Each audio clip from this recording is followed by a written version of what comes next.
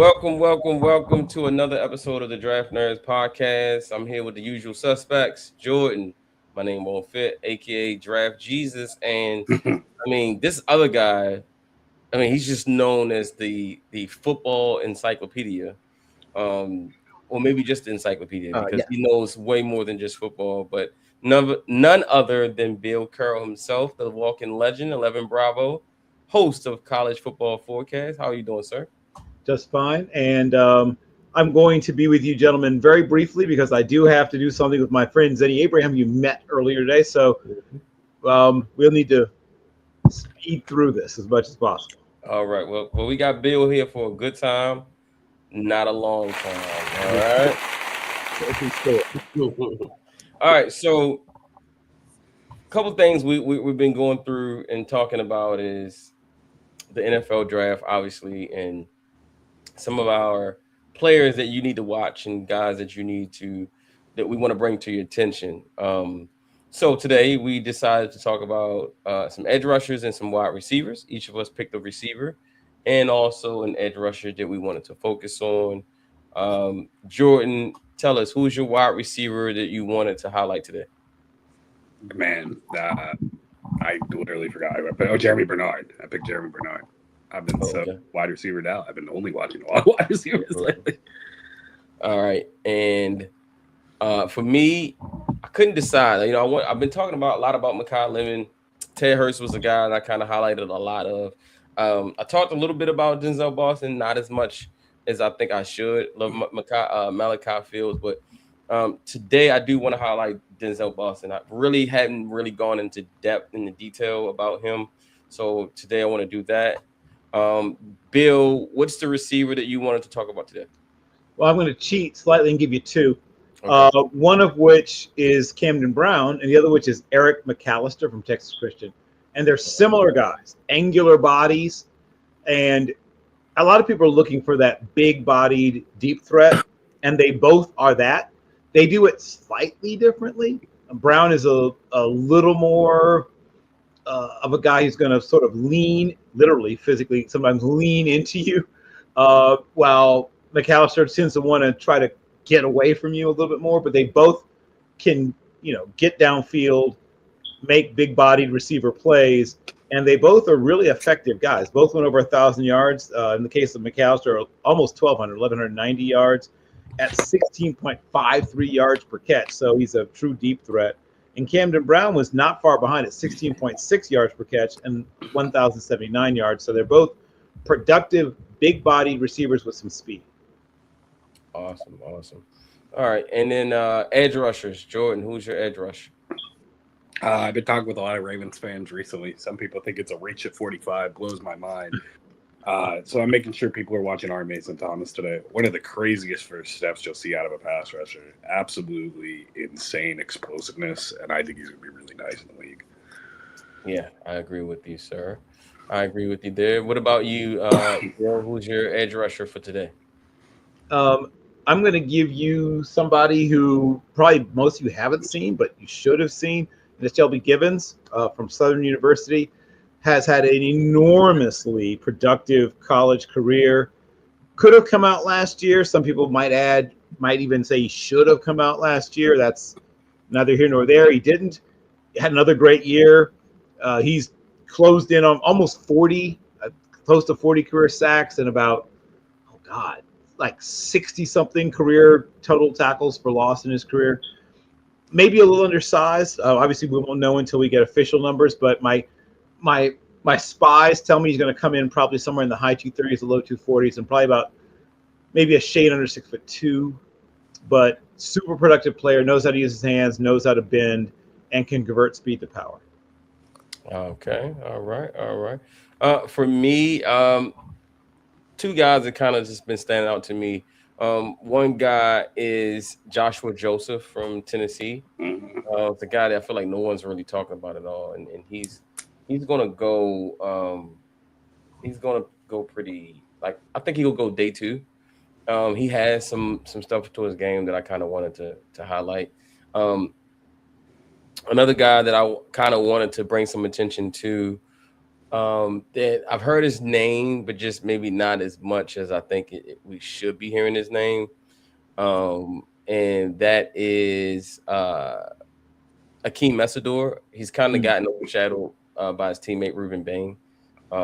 Everybody know who Ruben Bain is. I mean, people know who Akeem Messador is because of the college football playoff, but I don't know if people really understand just how good he is. And there's people who are down on him because of his age, but like, you know what? If he can come in and immediately give you impact because he's a mature player ready to play, I think that's a benefit. All right, so we got a couple of comments here. Nigerian Nightmare 12 says salute Matt, Jordan, and Bill. Salute to you, sir, as well. Thank you for Always. watching. All right, so let's start with. Let's see, who do we want to start with here? Who should we start with, Jordan?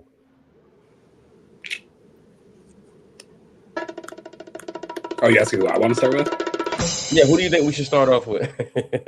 Do you think we should start off with one of your guys, one of our guys? Who do you want to start with? I mean, I'm down to start with Jeremy Bernard. Because ironically, it's the opposite of his career, where like he caught on as the season went later, at least for me, more so. Like I was confused why people hyped him up so much, and then towards the end of the year, he was going crazy, and I was like, okay, well, that's why they're hyping him up. Yeah, I mean, okay, so Bill, what is your take on Jeremy Bernard as a prospect coming into the draft? Yeah, I mean that's another player I see as sort of in that wide receiver 2 role, but he's a guy that you can do lots of things with. And you hear people throw out, lazy comparisons because of the way he's been used. But you can, as you just saw, you can line him up different places. He can go outside. He can line in the slot. He can line in the backfield. Has enough toughness that you can occasionally, ask him to, bust it up in there, right? Every once in a while he can. He can break tackles. He's good after the catch. Probably could make a living for a while as a return specialist, even if he didn't do a lot as a receiver, but I think he's going to do a fair amount of receiver. On a really good team, he's probably fighting them for that 2-3. But on a team like the Titans, he's probably in a fight for number 1-2. But it depends on what team we're talking about. But I still see a guy who's going to contribute and have a nice, solid career. Absolutely. All right, Jordan, this is your guy. Tell us why you love him. Yeah, I mean, like I said earlier, Bill kind of took a lot of it into account. I wouldn't say he's necessarily my guy. He's just a guy I really like watching. Everybody knows Barryon Brown and Ten Hurst are my guys. This is like a tier below my guys, but like I like just the like kind of what Bill was saying, the amount of ways you can use him. But I also really liked how he showed up late.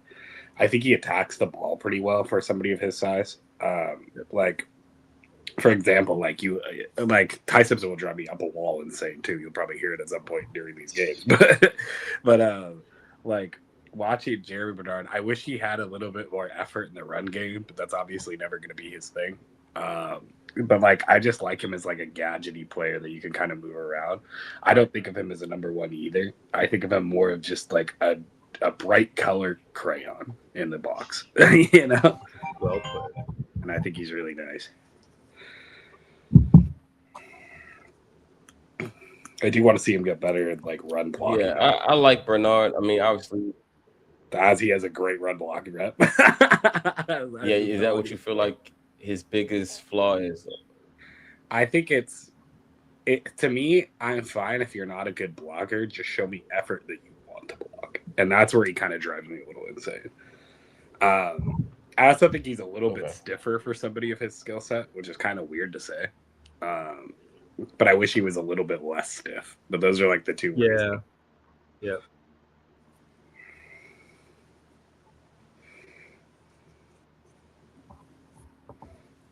Yeah, I mean Bernard is again, played at Alabama. I like his versatility. He could play inside, outside. I feel like in today's NFL as a receiver, you got to have flexibility. You got to have versatility. I don't think you can just be, a guy that could just, I'm just going to line up out here outside the numbers and just throw me the ball, right? Like there's motions, there's There's matchups that the offensive coordinators are always looking for. So moving guys around, putting them in the slot, trying to get a bigger body on a smaller nickel back, or trying to get the matchup outside. Just different things in the ways they use receivers nowadays. And yards after catch is important. Being able to catch the ball and run is so important in the evaluation of a wide receiver in today's NFL. And I think for a guy like him, I think he's definitely something and somebody that I think can come in and contribute as like you said, a low end to high end 3, Bill. Kind of what you alluded to. Yep. 6'1", 200, about 204 or 5 pounds. Not the most physical, not the fastest, but very much a guy that can move the chains for your offense. Had a solid season last year. I think he had 862 receiving yards on 64 receptions. So that's pretty good.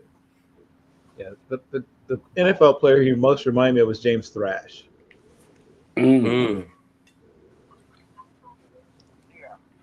Absolutely, that's a really good comp. I like that, James Thrash. You got the younger audience, Bill, probably saying, "Who's James Thrash?" Sorry about that. Kids, they're just sitting there. Hop on your phones or your tablets or whatever. Just go to YouTube or wherever, and you can find James Thrash. I promise. They're like, does he mean it's pronounced Jamari? Yeah, that's what I'm saying. Don't you mean Jamari Thrash? Oh man, that is funny. Jamari Thrash, James Thrash. All right. So, what round do we think Mr. Bernard is going to go in? What grade do you have on him? I originally, the funny thing is, because part of the reason I didn't like Jeremy Bernard at first was because people put him in way too high of a realm of where Jeremy Bernard was. I was seeing early second. I was like, that's cool. Yeah. I think of him as a round 3 pick. There we go. Middle to late, somewhere in there. Yeah, in the mid to late third, I'm very, very much a buyer. Yeah.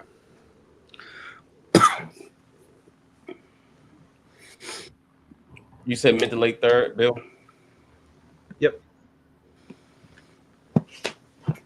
Yeah, I remember when people had him in a second. I was like, this is crazy. I got a day 2 pick on him as well. 3rd round feels like a good spot. All right, Bill, here you go. All right, McAllister, tell us about him. Perfect.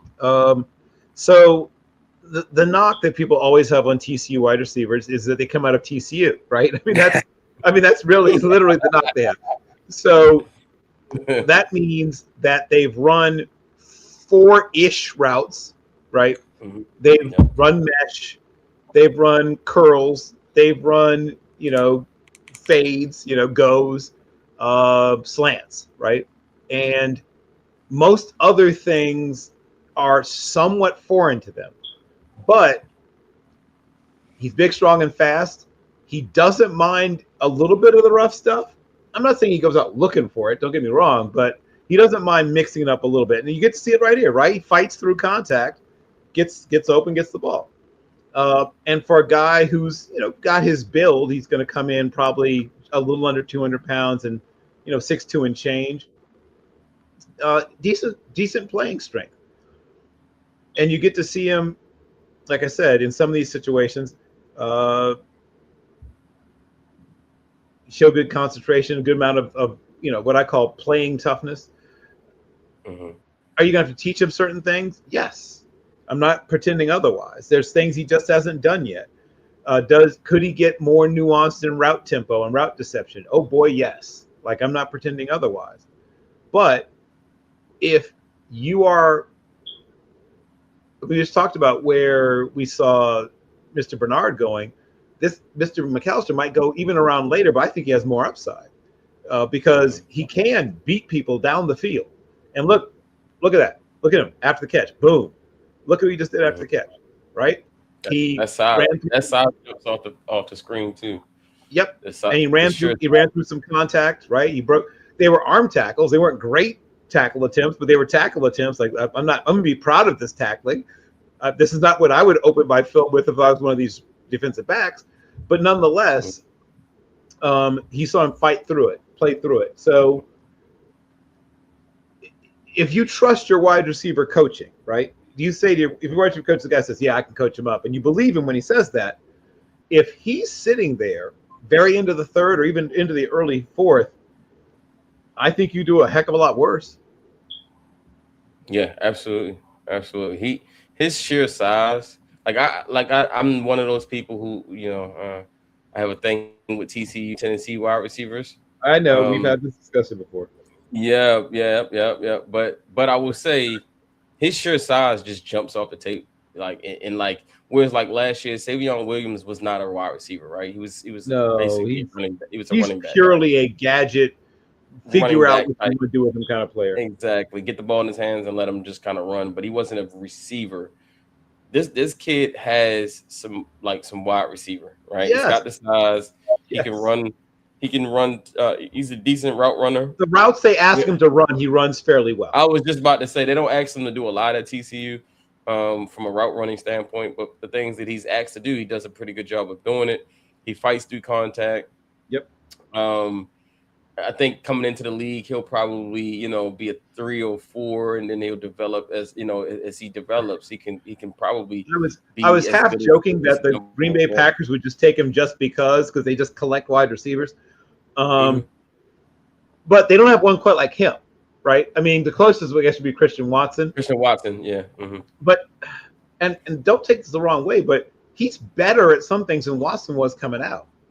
Now Watson was a bigger body because Watson was 222 or whatever, so he was even bigger. But but like he really knows how to catch the football like that. I know it sounds silly to say about a wide receiver, but we've seen wide receivers. The one thing they don't do super well sometimes catch the ball, particularly contested catches, right? You hear people talk about contested catches all the time, and there's different ways that you can be a good contested catches guy. One is to be really great at keeping people from really getting to the ball. Even though the defensive back is trying to contest the catch, some guys, Mike Evans is probably one of the great examples. You think you're contesting the catch, but you're really not. You're getting a bunch of his shoulder and his elbow and his forearm and whatever in your face, right? Yeah. And so you jumped up and basically got dunked on, right? That's what basically happened. You got posterized. So you can call it contested if it makes you feel better, but you weren't really making a legitimate play on that ball. Some people just have incredibly strong hands, right? You both go up, you both get your hands on the ball, he just takes it from you, right? We saw that. Look at that. Look at this. Yeah. You're not catching it. You're not catching it. Who is your I like the fact that you made it interesting. But hey, it looks good on tape, right? He still fought. He didn't give up on the right, on tape, I was right there, coach. Oh man. Now that was not a good tackling effort, but he just disposed of that dude. Yeah. What's your comp for him? Who so people that I see when I look at him, right? And this is the top, like the high comp is a guy like Alvin Harper. I know I'm skewing old again. Let me find someone. I'll stay away from like the Dante Darnay Scotts and the Alvin Harpers. Someone that maybe younger people are more familiar with. Okay, give me a second. Because I know the young people are scrambling around trying to figure out who the heck Darnay Scott is. Let's see. A more modern comp. I mean, the easy one is, of course, going back to TCU. I mean, they do have some stuff in common, right? I mean, it's. I think he's a little more developed as a route runner, and not quite as tall. Yeah, but Quentin was he was an extreme body catcher though. Yeah. Well, but he's improved. I don't know if you've been watching recently. I have been watching. He has improved. I give him that. I give him his credit. But it took. But he's further along than Quentin. He's further along than Quentin was as a hands catcher, though he's not quite as tall. Yeah. But yeah, he really doesn't remember a lot of Darnay Scott, but nobody knows who that is. I do remember Darnay Scott from the Cincinnati Bengals. He was a really him and Carl Pickens they were a ridiculously good combination, weren't they? I mean, why do the Bengals always get all the receivers, man? Why do they always get all the good receivers, man? Like they know what and they always have them. They always have them in twos too, right? Remember it was they like putting together like a set. Yeah. Yeah, they get him in the set, right? You had Pickens and Scott. You had If you want to go back to the you got 70s, they had you got Booby. who was there? Who was there with They had Isaac Curtis and what was his partner's name? what's the guy named that's on TV? Oh, you're talking about Ocho Cinco and No, no, who's no, no, the no, no, no, no. no, no, no. The analyst for Oh, you're talking about Collinsworth. yes, Yeah, Chris yeah, yeah, yeah, Collinsworth. yeah, yeah. Yes, yes, yes, Collinsworth. Yeah, I was thinking of Um, wrong TV guy. But yeah, yes, yeah, Chris Collinsworth. they have done a good job of putting together their quarterbacks can complain and should complain about lots of things. No, However, the not one that. thing they have Not given them receivers. consistently They had is Peter Warrick and Ron Dugans. They they've had a had lot of receivers now. Chad and TJ Houshmandzadeh, Yep, yep. AJ They've had a lot. Green, and yeah, they've had some guys, man. They've had some guys. All right, so that takes us to my guy. He's I fun. I guess. haven't watched him yet. Oh yeah, he is fun. He is fun for sure. He is fun. I kind of drives me nuts seeing like quarterbacks actually complete passes. But I was going to give you like my floor comparison. Yeah, My give me a comparison. Like I think at worst you're getting Dominic Hickson. If you remember Dominic Hickson from his days with the Panthers and who else did he play for? He played for the Broncos also. Yeah. All right, so it's time for my guy, Denzel Boston, and this is for you, Jordan. This film is against Washington State. Oh.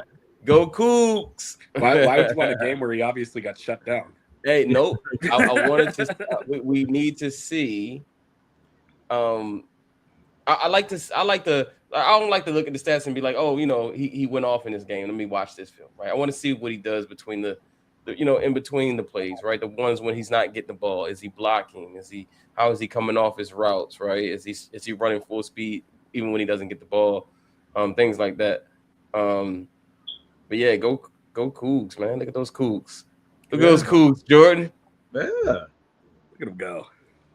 Look at him smiling ear to ear. You can tell it's twist. Yeah, nice little twist on that play. Yeah. You can tell it's a WSU game because WSU looks really good at first, and then they fall apart at the end every time. Little good communication. It looks up good front. for like 5 minutes, and then they are running a lot of twists and stunts and games up front. I noticed.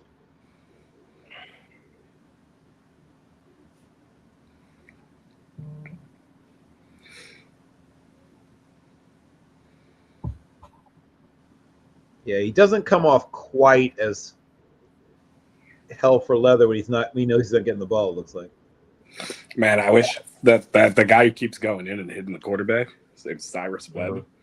I wish he was a little bit bigger. If he's a little bit bigger, he might actually get drafted. He's a good player, just too small. Who's the best player to come out of Washington State in the last few years, Jordan? Oh, Jalen Thompson was my guy. I love Jalen Thompson. I still love Jalen Thompson. I think Jalen Thomps's a stud. My neighbor was Frankie Louvu, so I would be. You like them better than Jaden Hicks? Yeah, I did actually. I thought Jalen Thompson was incredibly talented. I like Jaden Hicks a lot too. But I'm pretty fair with my WSU rankings. Like I've hated a lot of guys that ended up being really bad in the league. But I also will support guys like Asa Pule and stuff like that too. Like I got my fair share of them, but like most of the time, there's only a few guys that I really like. Like I didn't like Shao Smith Wade, and everybody started to jump on his hype train out of nowhere. Oh yeah, Shao Smith Wade, yeah.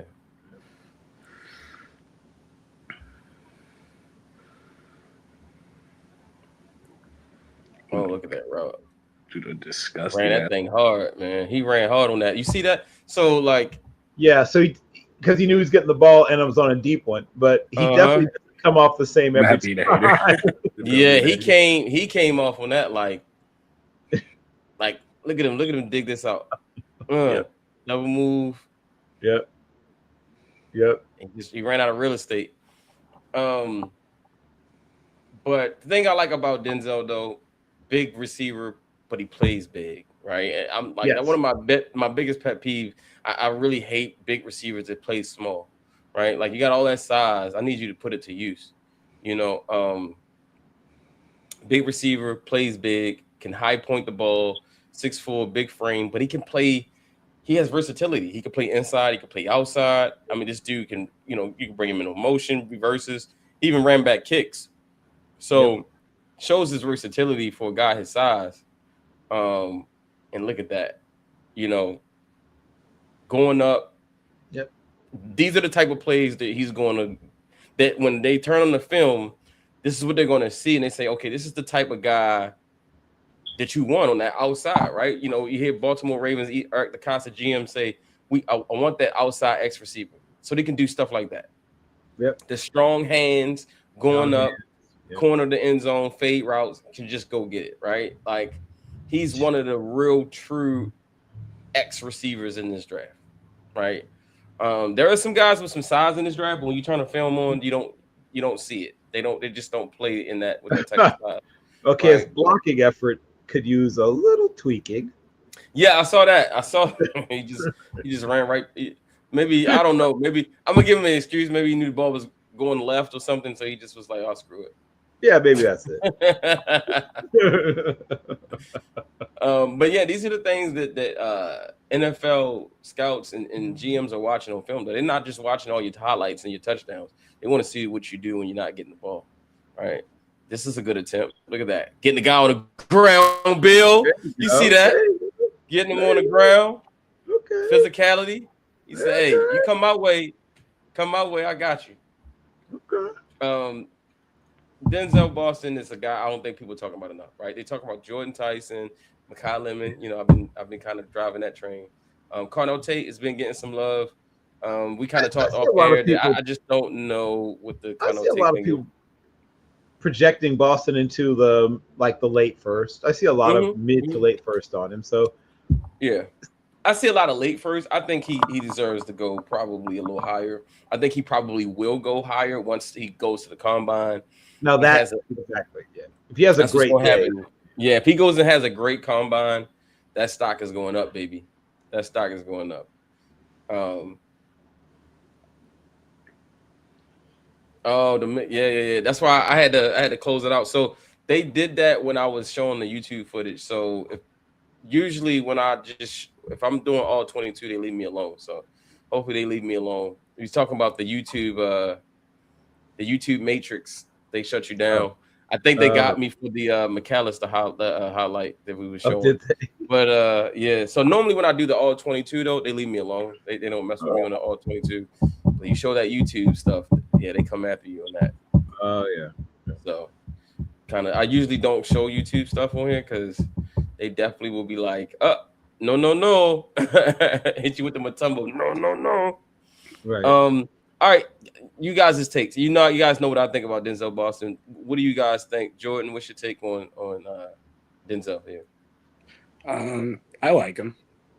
He's not like one of those. I probably not as high as you are, but I like him as a late end first round guy. I think he's going to be really interesting in the league. He kind of combines. It's funny. I was talking to somebody about this the other day because I was like, look at that block. No, I really like Denzel. Okay. Ooh, you see that block? Okay. Denzel Boston is everything I wanted Polk to be. Yeah. Like the wide receiver who came out of here a few years ago. Mm-hmm. Yeah. Polk. Yeah. Mm-hmm. And he's kind of like a little bit of the combination of him and Rome. Mm-hmm. Like play style wise. It's kind of crazy. But I mean, I wouldn't put him as he's still in my wide receiver 4 in this class. Who's your 1 through 3? Still have Lemon, then Tyson, and then Tate. I still have Tate around. So I have them opposite. So I have Lemon, I have Tyson, I have Boston, then I have Tate. I'm not as high on Tate as most people are. I have him as my 4th. I have Denzel in front of him at number 3. I put Tyson in front of Boston only because of the explosiveness, the just the ability, when healthy, right? Just like his pure, just raw, just way he can explode when on the yards after the catch. Other than that, though, I love everything about Denzel Boston. I just think he's just an unbelievable athlete. I'm actually pretty close to Denzel Boston falling behind KC for me. But the thing is with KC is there's a lot more wide receivers that play like him in this draft class as opposed to play like Denzel Boston. Right. Yeah. Yeah, I think Boston is just I don't see KC in front of him. I don't see many guys in front of him. I mean, again, he's the only one in this draft that has this size and that type of athleticism. When you talk about a 6'4" receiver being So able the blocking was looking to really good, and then he got just dominated by the DB on that. What the heck? They let Jalen Thompson play one rep at WSU a year. Like the guy that hey, they go out there and show him something. You could see him reacting like, "Oh yeah, that was my guy. Yeah, that was your guy." Yeah. Oh yeah. So it's the 1 year that Wazoo had one of the worst secondaries I've ever seen in my life. Yeah, they was getting cooked. For sure. But yeah, Boston's ability to play in the slot, play outside, be that big X or to be the big slot. He runs really good routes for a guy his size. And he has strong, body catching is one of my biggest pet peeves.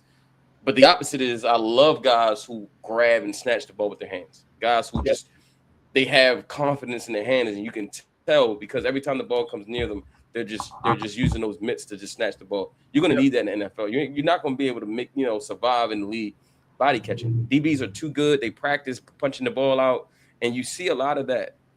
I hate to say it, Zay Flowers struggles with some of that, the body catching, and that's why there's a lot of fumbles and a lot of balls being punched out to the point where they're incomplete and things like that because he's letting the ball come into him to his body. Whereas guys like this, I'm loving it because when the ball comes anywhere in his area code, he's hands extended, snatching the ball and tucking it. So absolutely love that about him. I love the same thing. It's the same reason why I love Ted Hurst as well. He's a ball snatcher. Pause. But he I just realized what I was about to say. I was like, that sounds crazy. He didn't exactly put him on the back there, but he at least got in the way. Like his guy was impeded by him as a blocker on this one. He gets in the way. Made him go around him. And the NFL wide receiver coach is going to preach blocking on the perimeter when the run game. They're gonna hammer it into his head until he just doesn't want to hear it anymore. Right. I definitely see he has the ability though, right? Like when he wants to do it, he can do it, right? And I noticed that it's sometimes here we go. Oh, there we go. Yeah, look at it there. That's what I'm saying. So it comes and goes. It comes and goes. Where he's like, all right, I'm about to give it all I got, and then the next two, I'm gonna give it some of what I got, and I'm gonna give it some of what I got.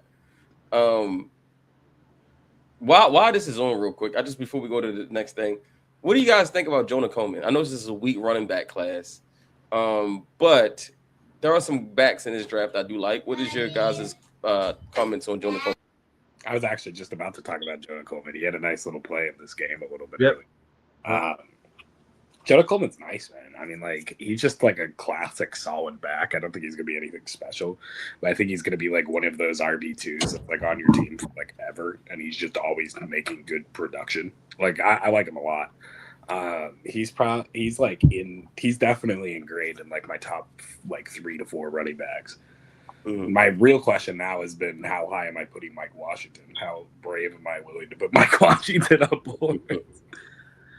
Because every time I watch Mike Washington, I like him more. Oh, he'd be his guy on that one. He was wide open if the quarterback would have saw him. Yeah. Did you see that one, Bill? Yep. He was open, boy.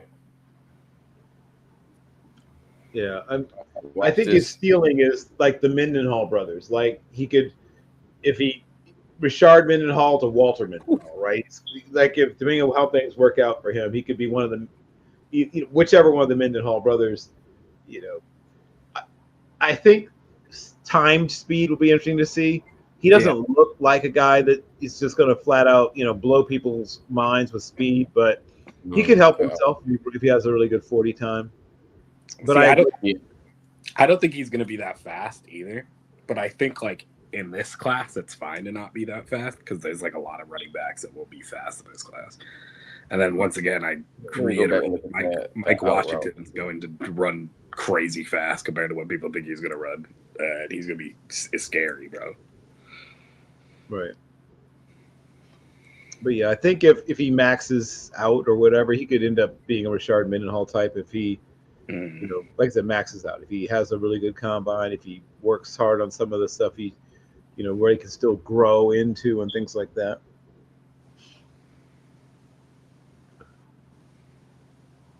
I like that. Inside out.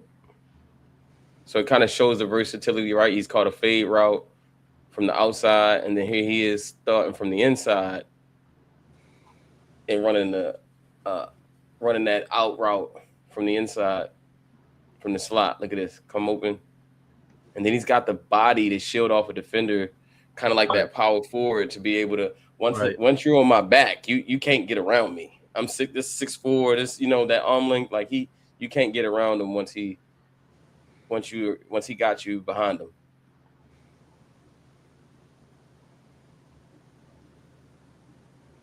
I mean, he's showing the whole bag in this game, but like I said, the vertical ability, the red zone ability, the slot outside in the X.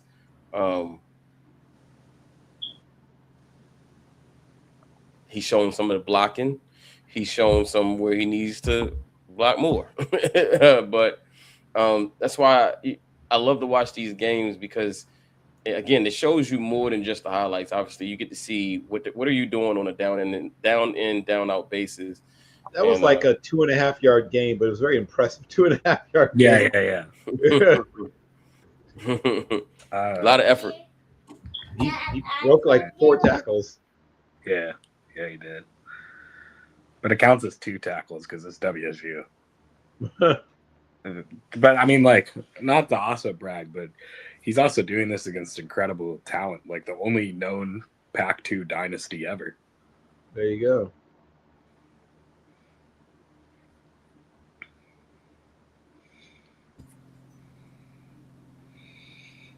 Shout out to Boeing, the title sponsor of the Apple Cup.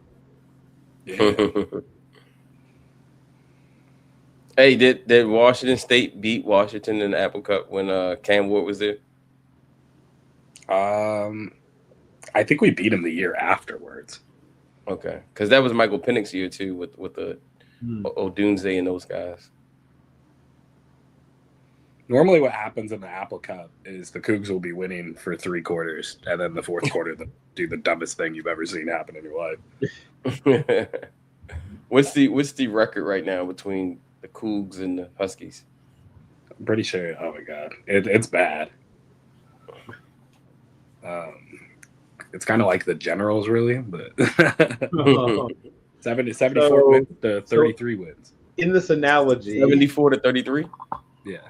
So okay, so in this analogy, then I guess the Globetrotters would then lead to Washington.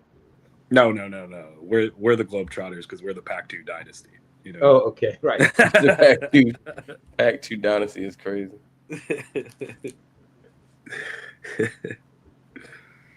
Oof. They got some really nice front 4 players, though. I don't know how the hell they found them, and none of them know how to be. He said, "I don't know how they found them." And none of them know how to be in a stance right. Is like the funny. Or maybe they just really developed them. They coached them. Yeah. Oh, look at that! Is that Coleman? Yeah, I think that's Coleman. All right. Okay. Set this up.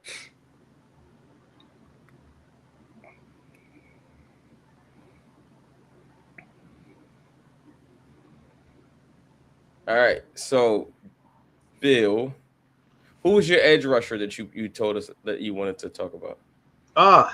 So Mr. Givens from Southern. I have him. I don't know if I it's got that. CKELBY. He's the only Kelby you're going to find, probably anywhere. But if you don't find him, I can come up with an alternate. Yeah, my database is deep, man. You can go way deeper than this database. Yes, okay, give me something else. Give me someone. I'll give you somebody else. Okay. Traveled by the Mantis. A little bit longer, honey. What? Okay, so I will give you instead. How about?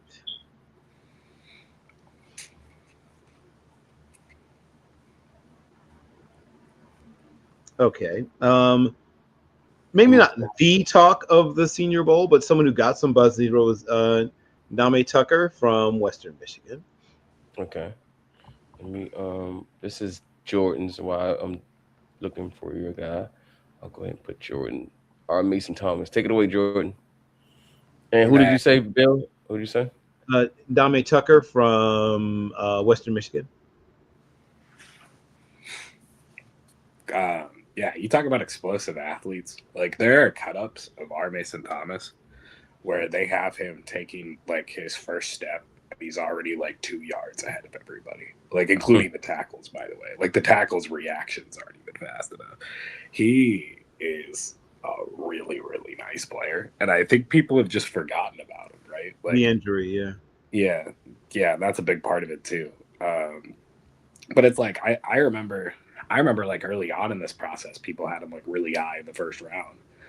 And then like now it seems like people are like arguing for whatever reason if he should be a high second rounder, which is crazy to me. Because I think he's a stud, dude. I mean like he like I said, it's really just explosiveness. And like his explosiveness just like jumps off the table for me. I don't know. You got anything you want to add, Bill? I'll be interested to see one if he's able to go through testing fully, and then I wonder what it'll actually weigh. He looks. I mean, obviously he wears number 32. He looks like a power back, like literally like a big running back, which is not always a bad thing. Oh, okay. I'm going to. Okay, how about Mr. Stephen Daly from Indiana? Okay. I think I actually do have one.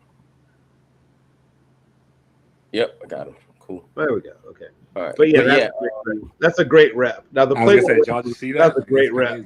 Let me run it back. I missed it. Hold on. Let's go back. All right, here we go. He's just so explosive, man. Yep. He does have a nagging. That rep was a great example of it. Yeah. Even though the play, like I said, went way away from him.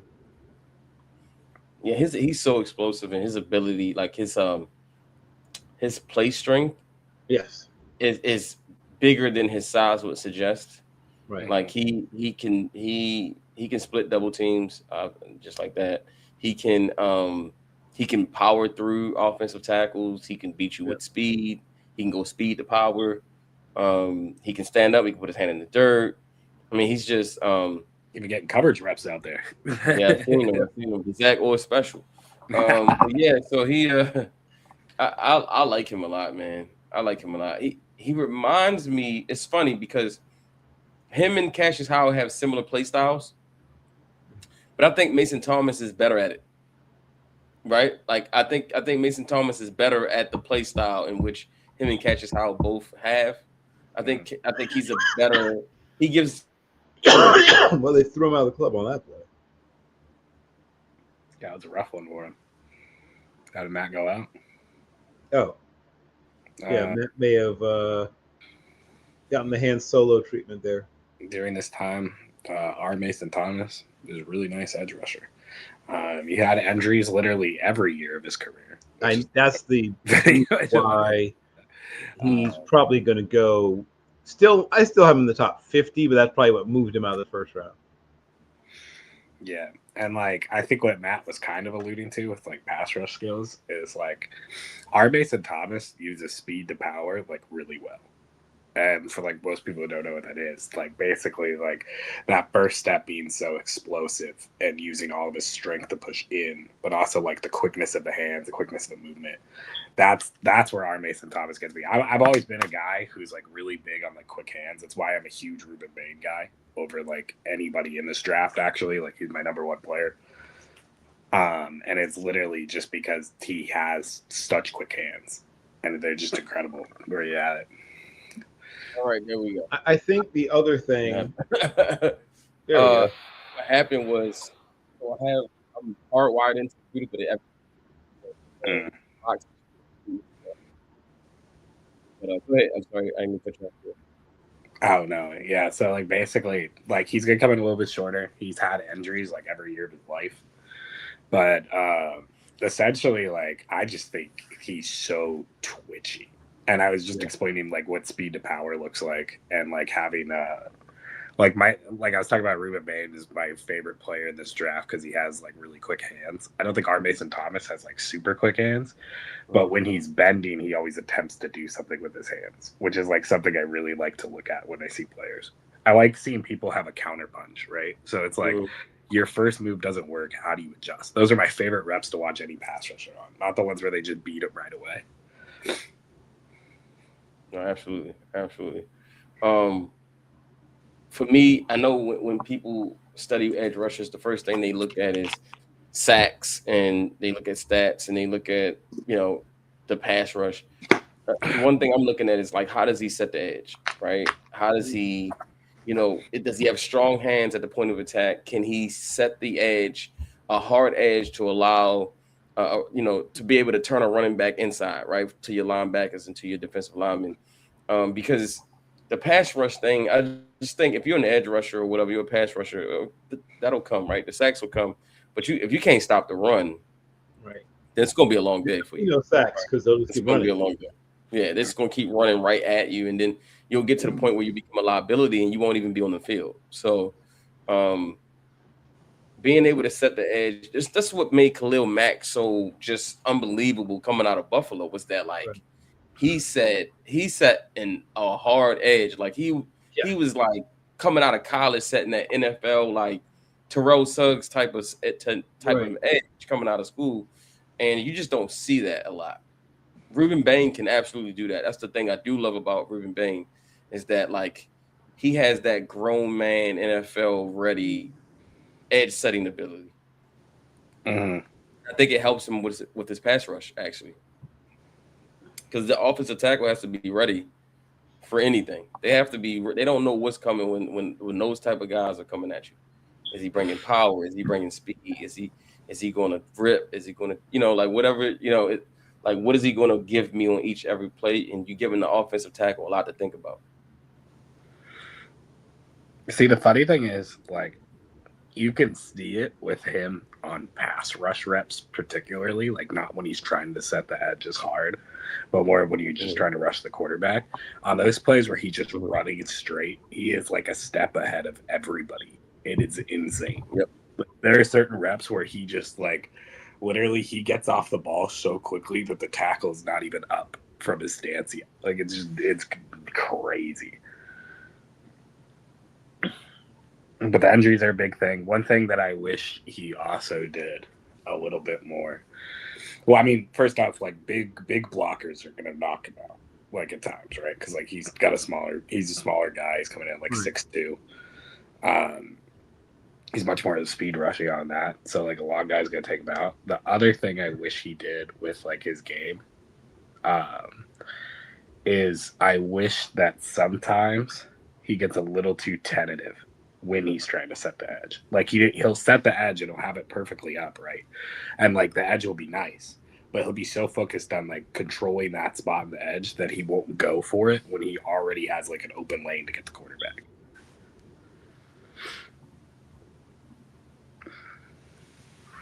But that's just nitpicking. That's something to be coached out of you. Oh, absolutely. Hey, Bill, who do you think is the best edge in this draft? Who do you have as edge one? Oh, that's a great question. I'm a little different from most people. I value things somewhat differently, but my favorite is Mesidor. He's not my number one. I love Mesidor, but my number one.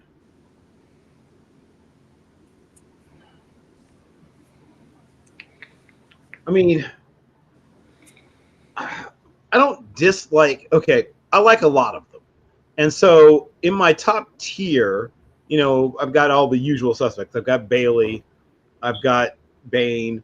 I really feel like, and I guess I'll just get into it. I feel like my particular tastes, my particular what I like and what I don't care for. And I'm glad you mentioned setting of edges, because a lot of teams care. I won't say they care more about that than pass rush, but it's at least 50% of what your job is in I would say most teams, and it's over 50% for probably 4 or 5 teams. And if you happen to also be a great pass rusher, that's like a cool little cool, that's a bonus, right? The guys that I personally like, right? I mean, Bailey is my number one, but it's close. I am a big fan also of Cassius Howell. I have Bain sort of in that same tier, so Bain's my number 2. I like Gabe Yakis a lot, and he helped himself. I mean, he's right now my number 5. Mr. Tucker is probably right there. Like, I've been fighting. I guess I have at the moment I have Mesidor ahead of him. Now, Mesidor has a terrible combine, which, I mean, I think he's going to be a super great tester. And Romello Height also just missed. Like, this is a really nice group of pass rushers. Like, it's a really nice group of pass rushers this year. And for me, Arvell Reese is not a pure pass rusher. I think he ends up being one of those guys who's like a Sam who, puts his hand in the dirt on certain situations. That's how I see him, right? I don't think he'll ever be. I know people keep whipping out Micah Parsons as a comparison. Well, one, I don't think he's that kind of athlete. I think he's a good athlete, but Parsons been a 4.35, right? I mean, I'm just making sure he can go crazy. I don't see that coming.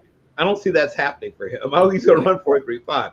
I think he's going to test. I mean, that's a once every 20-something year kind of thing for a guy Parsons' size. I don't think it's fair to expect that out of Arvell Reese or really anybody else. So I don't think any of the guys in this class are going to run in the 4.3s amongst the pass rusher group.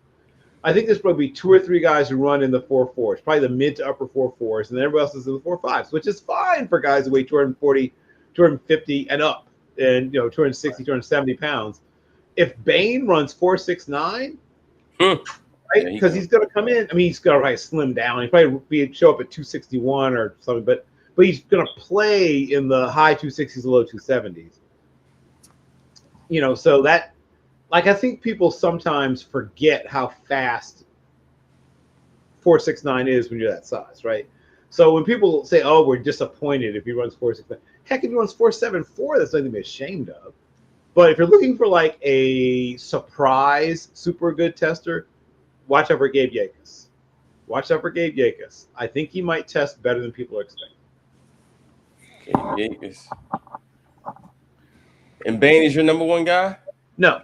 He's got Bailey. Bailey. That's right, Bill. And Bain is yours, Jordan, obviously. Yep. Changed my mind, man. I love Bain. He's just sitting there smiling to him. Yep. I like them both, and they're different kinds. And I'm going to stick to it. They're different kinds of players. He's my favorite player in the class. Yeah. There are systems in a class with Barry Brown. would not even be like an every down player, right? So it depends on what you want to do with your defensive front.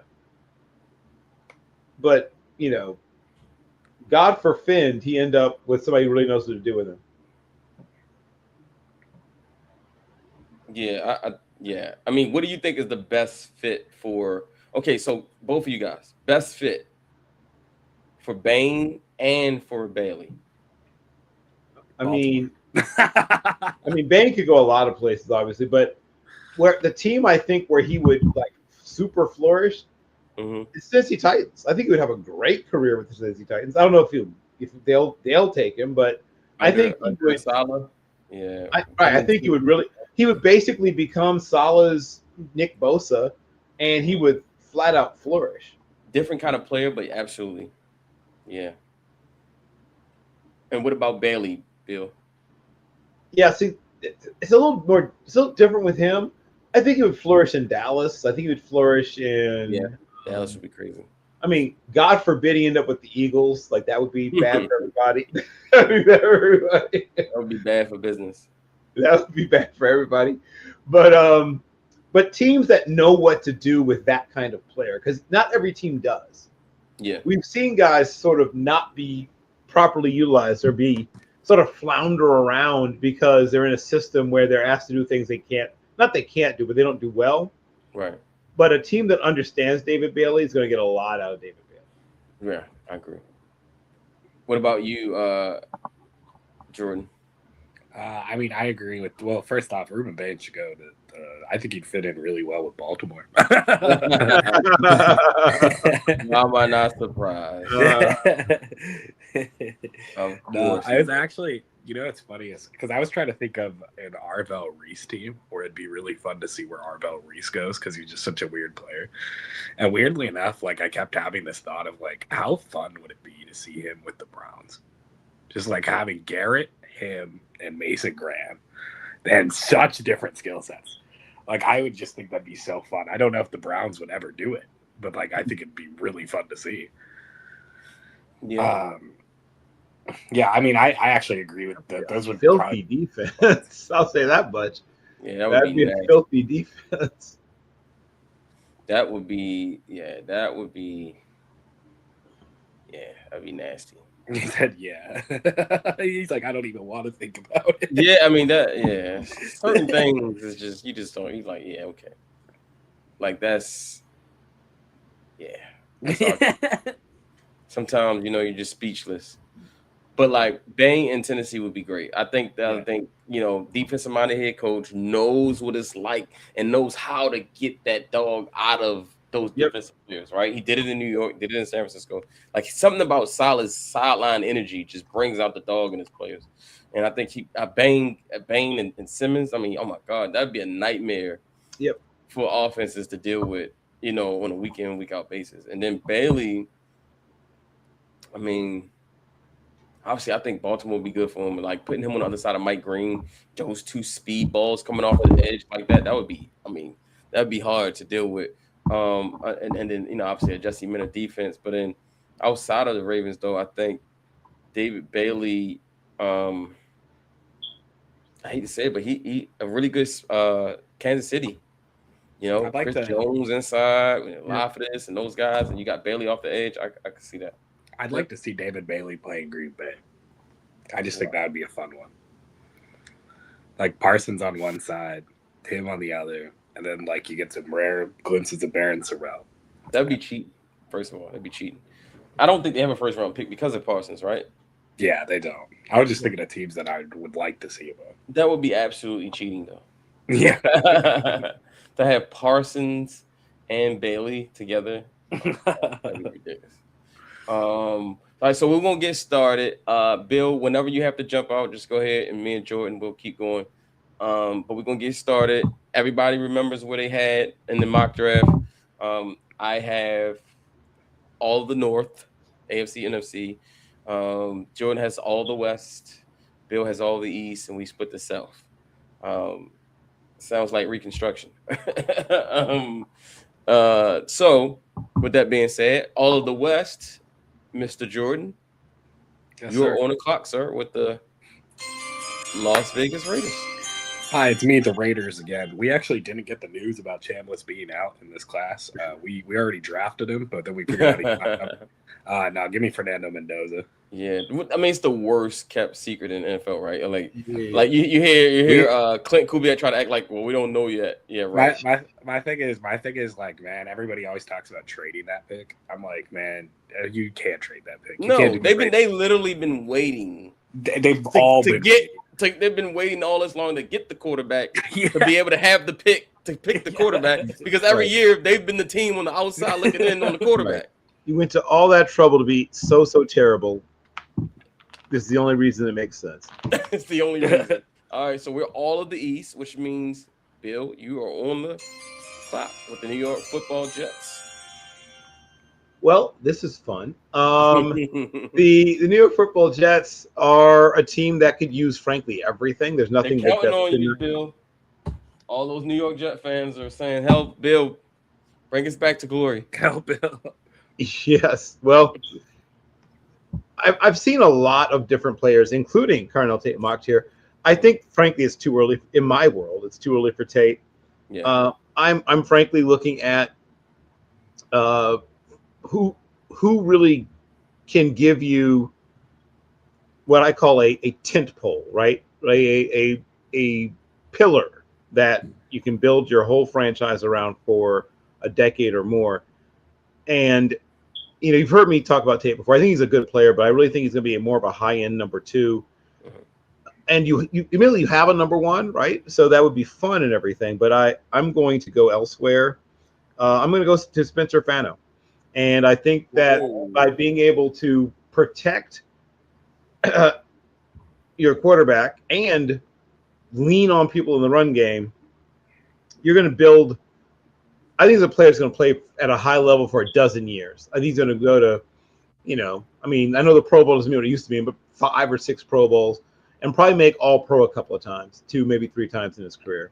I think that he's I like going to be it. just a great player for a long time. And I will have to depart. So All have right. fun from this point, gentlemen. Thank you, sir. I will be seeing you again in the very near future. Absolutely. And if you like this or like what I do, check out some of the stuff I do on Team MBS Media. I'm about to drop my top 25 linebackers, where I drop my 25 guards, centers, and my top 25 corners already. And you could also find our show, Draft Central, on the Team MBS Media YouTube channel. All right. There it is, Mr. Bill Carroll. Thank Bill really stole my draft pick and left the show. That's I crazy. know, which is That's right. my style, baby. All right. I'm like so in thought now. I was just about to say, because Arizona, that's a popular pick. Yeah. Fano with him. Oh man. Hey, someone says salute, Mr. Bill. Yes, As sir. always, love to have you, sir. Always glad to have you on the Always a show. pleasure. I will see you guys around. All right, see you Yeah. soon. All right, so he stole your pick, and then he left you here with nothing but decisions. So what do you do now here, sitting at pick number 3, Arizona Cardinals, new head coach? Okay, Matt LaFleur, not Mike. I'm sorry, Mike LaFleur, not Matt. So what do you do? What does Mike LaFleur do in his first draft without Spencer Fano, by the way? Yeah, I mean that was definitely where I was going. That's my number 1 tackle in the class, and like now, I want to take. I can't. Ruben Bain doesn't make sense here because they just drafted what's his name recently, Darius Robinson, and Josh Sweat just got paid the bag. So I guess like in this situation, I'd be like Francis. Okay, is that what you want? Yeah, that's what I'm gonna go with. All right. In reality, I would trade down the moment Fano got freaking copped, but yeah, I would have. Yeah. All right, Tennessee Titans, you're back up again, sir. Yes, sir. And now we're doing what Jordan really wanted to do originally, but knew there were edges. So Ruben Bain, come on down. Welcome to Tennessee Titans, baby. Jeffrey Simmons and Ruben Bain. Good luck, NFL offenses. That is a scary duo to have coming at you. Man, Cam Ward seeing the first 2 tackles already off the board would have him crashing out. They need All right. So we got the New York Football Giants here. This is supposed to be Bill. I'll take this one. This is interesting. This is John Harbaugh's first draft as a New York Giant. I know a lot of people are screaming safety. You know, he's going to take Caleb Downs. They took Kyle Hamilton. He's going to go do the same thing, blah, blah, blah. And that would be interesting because I do think Caleb Downs is the best player in the draft. But your number 1 receiver is coming off an ACL injury. He's going to be back. He's going to be healthy at some point. But he does need a complement on the other side.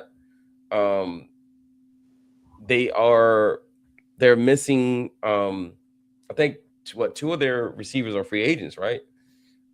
Outside of Neighbors, I think Wandell's a free agent. Yeah, Wandell's a free agent for sure. Now maybe by this time Wandell's re-signed and he's back in the fold, or they make a trade or sign somebody, but The safety is tempting here, but they did sign Javon Holland last year in free agency. So it's not like the cupboard's bare there. They do have some safeties. I think corner is probably a bigger need than safety, to be honest. But I'm gonna go Carnell Tate here, wide receiver, LSU. Interesting and twisty. Mm-hmm. All right, back to me again with the Cleveland Browns because I do have the North. And you hear that? That is the heartbeat of Browns fans all over because the top tackles are gone and one of the top receivers are gone. And now Cleveland is sitting here with a puddle of tears, wondering what they should do because Todd Monken needed an offensive lineman to protect Shador Sanders, whoever else the quarterback's going to be. But have no fear. Draft Nerds is here, and we got you here at pick 6. The Cleveland Browns select. I thought I knew what I wanted, but I don't know what I want. No.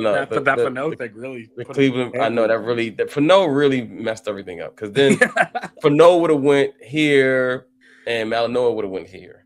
Yeah, but I think they got to go Jordan Tyson here. I have them taking a wide receiver and a tackle, offensive lineman. Which way they take it obviously depends on how the board falls. But normally, I would take the tackle here, or what I've been doing is taking the tackle first and then take the receiver later. But this time we're gonna go Jordan Tyson now, get him out of the way, and then you come back at the end of the first and try to see if you can get you a tackle. All right, Washington Commanders. This is the East, right? Go ahead, Jordan. You take the Commanders. I mean, I was thinking about this the other day of just like they need a blue chip, right? Yeah. Like it just feels like they've gone a while. They found their one on offense. Mm-hmm. I think it's time they do it on defense. And I'm kind of weird with it because I just think it's more fun this way. I think like the easy thing to do would be to take an edge, right? But I think it'd be really fun to see what Caleb Downs could do in Washington. I think he would become the face of that defense. And like he would be able to, because like what a lot of people don't remember is that like they've mainly had like older players be green dot players over the last few years. Like Bobby Wagner was mainly that guy. I just think like you go back to like you'll have a young secondary again. So like Caleb Downs and Sanistril on the same team, like constant fighters, bro. I'm going Caleb Downs. That was a lot to say. I'm taking Caleb Downs. You said all that just to say you're taking Caleb Downs. Yeah. Oh man, here we go. Caleb Downs, come on down. The best safety they've drafted since. Rest in peace, Sean Taylor. All right. We are on the South, the Saints. That is you, my boy. No, who had the Saints? Was that me? I think we like divided the South. Oh, right. We divided the South. Okay, so let's do it together. What do you think they should do, in your opinion? If it were up to me, I would see a David Bailey here and be like, whoa. But like at the same time, they're the one team that's not scared to take a running back, right? Right. Like they've always been the one team that can truly just take a running back at any time and not feel bad about it. And 99% of the time, they're going to hit anyway for them. I think so. Yeah, it would be between David Bailey and him for me. David Bailey and who? Jeremiah Love. Yeah. Jordan Tyson would have been interesting here. I know they want a wide receiver and someone a little bit different than Chris Olave, right? I know people have been mentioning Lemon, but I think they don't have the same play style, but just too similar. I think Tyson would be a better fit in that system with the younger quarterback. But he's gone in this scenario. Let's go. I'm with you. Let's go. I'm gonna go David Bailey here. Yeah, that's where I'd probably lean. Let's go David Bailey here. Edge rusher. They definitely need an edge rusher. I mean, those edges have gotten old over there, and they could definitely use it. All right, Kansas City at number 9, the West. That is you, sir. gonna break everybody's heart here, and I'm taking Makai Lemon. They need wide receivers so bad. Like, they keep trying all these projects that don't work, and like at some point you just need to swing. Do they need wide receivers? They just took a first round receiver last year. Yeah, but he's a different type of first round receiver. I think you would still take Makai Lemon there, Unless you think Rashee Rice is completely done. I don't see the need as big. I think it's one of their weaker needs, in my opinion. I do think they could use an edge really badly. I think they could use a running back really badly, and then a tight end really badly too, especially with Kelsey possibly retiring after this year. I think you would go through those positions before you get the receiver. Me personally, I think with Rice and Worthy, also Jalen Royals from last year. I think the coverage isn't bare, and I think they could get another receiver later in the draft. But this is your pick, sir. So you're going Makai Lemon. Yeah, I'm sticking on it. I just think like he's a different receiver than the receivers they have. And on top of that, I still think like you need a long-term option. Like, and we could say things like, "Oh, but you don't know what's going to happen with Rashee Rice." But it's like, how many years am I going to have to keep saying that to myself about Rashee Rice before I eventually just say this Band-Aid's ripped off? Ravens flock, y'all hear that? Makai Lemon to the Kansas City Chiefs. Sorry, broke y'all's heart. Thanks a lot, Jordan. I think Jordan really hopes this happens in real life so that he can be happy and laugh at Ravens fans for not getting what we want. Yes. Nigerian Nightmare says, "Damn, Jordan." I saw that. See, lemon squeeze. I was early as heck on the Makai Lemon train. I was earlier than most people were. That's why I'm taking this high. I mean, like, nasty work. I would hate if this happened on draft day. I would hate to see Makai Lemon with Patrick Mahomes. But I gotta put on my I gotta take my heart out, man. I gotta think about how I would build. I would build, and that's how I build. Nigerian Nightmare says yuck. All right. So that leaves me with the North. So I have the Cincinnati Bengals here at pick 10. This board has kind of fell some weird way. Do you really think the Chiefs, though, to go back on that, you think they would take Lemon over Love? I absolutely do, yeah. Because I think like the thing is, one of the biggest problems when they took Clyde Edwards-Helaire years ago is like they don't use their running backs like that. Like, I don't think they see it as an important position to them. And until like I see them actually pull the trigger and either pay a running back or like draft one early, I just don't think they're going to. Like I just think that the running backs aren't used enough down there in the first place, especially now that Bieniemy's back. Yeah. I just don't see it. Okay. All right. Well, next up at the 10th pick, the Cincinnati Bengals are on the clock. And this is interesting because my most popular pick I've been having here is Caleb Downs, right? I think he'd be a fantastic pick here at 10. Another pick that I've been mocking a lot to this point is Peter Woods. But there's a guy sitting here at the top of the board in Arvell Reese that is sitting there. Yeah. And to me, the Cincinnati Bengals would be stone cold idiots to not run this card up at this point. So I'm going to assume that they have some type of competency and that they are smart, and that if Arvell Reese fell to pick 10, that they would just run the card up. And so with that said, the Cincinnati Bengals select Arvell Reese. I thought you were going to do all that just to say they didn't pick him. If I was in troll mode, yes, I would do that. And then they would be like, all the Bengals fans would be like, well, why would we pass on Arvell Reese? He fell right to us. Which is probably more realistic for what's going to happen to Bengals. And Mog says we're cooked.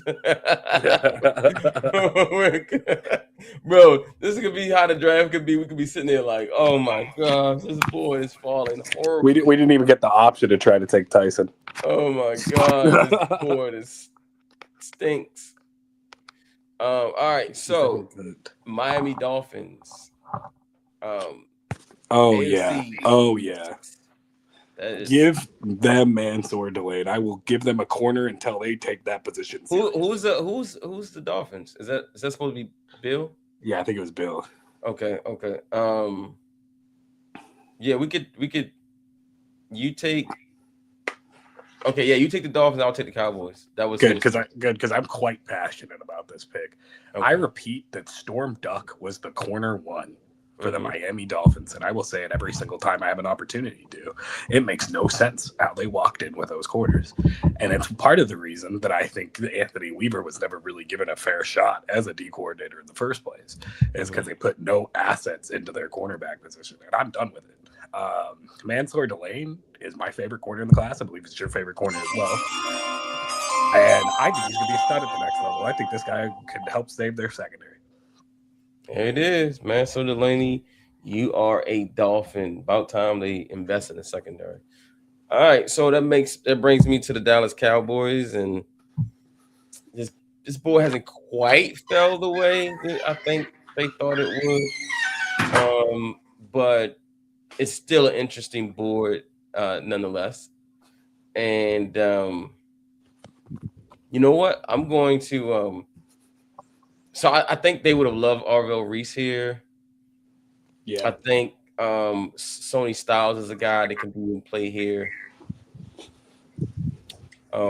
David Bailey would have been good here. Even Caleb Downs I thought would have been interesting right here.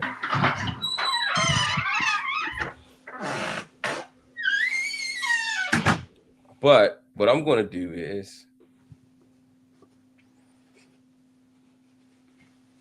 I'm going to have some fun. And with the 12th pick, the Dallas Cowboys select Jeremiah Love, running back, Notre Dame. Oh. I mean, if you look at the running back room for Dallas, it's not that great. I mean, they got what they could get out of with Williams, right, from Denver. I mean, like, which one of those running backs excite you in Dallas right now? Yeah, I was hoping it'd be Jadon Blue, but it's just not there. It's just not. It's just he more of a compliment, and that's cool. But if Jeremiah Love is sitting there at 12, I think Dallas really thinks about it. They got 2 first-round picks, and they probably sit there and say, you know what? Let's go best player available, man. He's the best player on the board. We could use a dynamic running back, somebody that'll take some pressure off of CeeDee Lamb and some pressure off of George Pickens and Dak. And I kind of feel like they've been looking for a running back the last couple of years, and they just kind of haven't found one. And they tried to go the cheap way last year by adding Javonte Williams. So Jeremiah Love, you are a Cowboy, and that brings us to you, sir, with the LA Rams. So this is a really bad board for what happened to the Rams, right? like this would have the Rams crashing out. Because I love the idea of Sonny Styles being there, but I also know that the Rams don't ever invest that high in linebackers. They typically avoid it in like the first few rounds. McCoy is sitting right there though. He's perfect fit. I think McCoy. I know, I was looking at him too. He might be the best corner in the draft, to be honest. I like Lane, but I think McCoy healthy might be the best one. Yeah, I think that McCoy is still like the entry from last year, but he should be recovered by then. I think I would go McCoy, but it's close. And I would even, like, a lot of people would say this is crazy, but I would consider Peter Woods there too. I know that, like, people are like, what? But they have, like, this young edge, but they have a bunch of young D tackles. It's just they're not all that great. But I think I could lean for McCoy. I'd do it either way. So I would go Peter Woods, but I think McCoy is a more realistic fit. There you go. All right, Jamal McCoy, you are a Ramley family. And that takes us to Baltimore. In the words of Ray Lewis, the Baltimore Ravens. And listen to the Ravens fans' heartbeat as we sit here on the clock. And David Bailey's gone. Reuben Bain is gone. Mekhi Lemon is gone. Jordan Tyson is gone. Connell Tate is gone. Arvell Reese is gone. I already know where you're going, sir. And they sit there and they say, oh, my God. What do? We got Vega. We could go guard and tie up the guard position, lock that up, throw away the key. We could go big body edge and Keldrick Falk, guy who can really set the edge really well and stop the run. You got Sonny Styles, who will be an interesting inside linebacker next to Roquan Smith, and just his athleticism. I mean, the guy was like a safety basketball player. I mean, the things that Jesse Minter could probably do with him would really get the wheels turning. You could go Cassius Howell here. You could go Peter Woods here. Denzel Boston is there, who I really like a lot. And honestly, I would probably just, in this situation, I'll probably close my eyes and just take them. Because I feel like you do need that big outside X receiver. Obviously, Metabike, what goes on with him has a lot to do with how this is going to play out. Because if he's healthy, then that opens up the board completely, right? If he can play, opens up the board completely. I'm gonna do something different than what I've done in the past. I've kind of gone Woods a lot, and this time I'm going to go, and I'm going to take the best player I think that'll be the best fit for the Baltimore Ravens, and I'm gonna take Denzel Boston, wide receiver, University of Washington.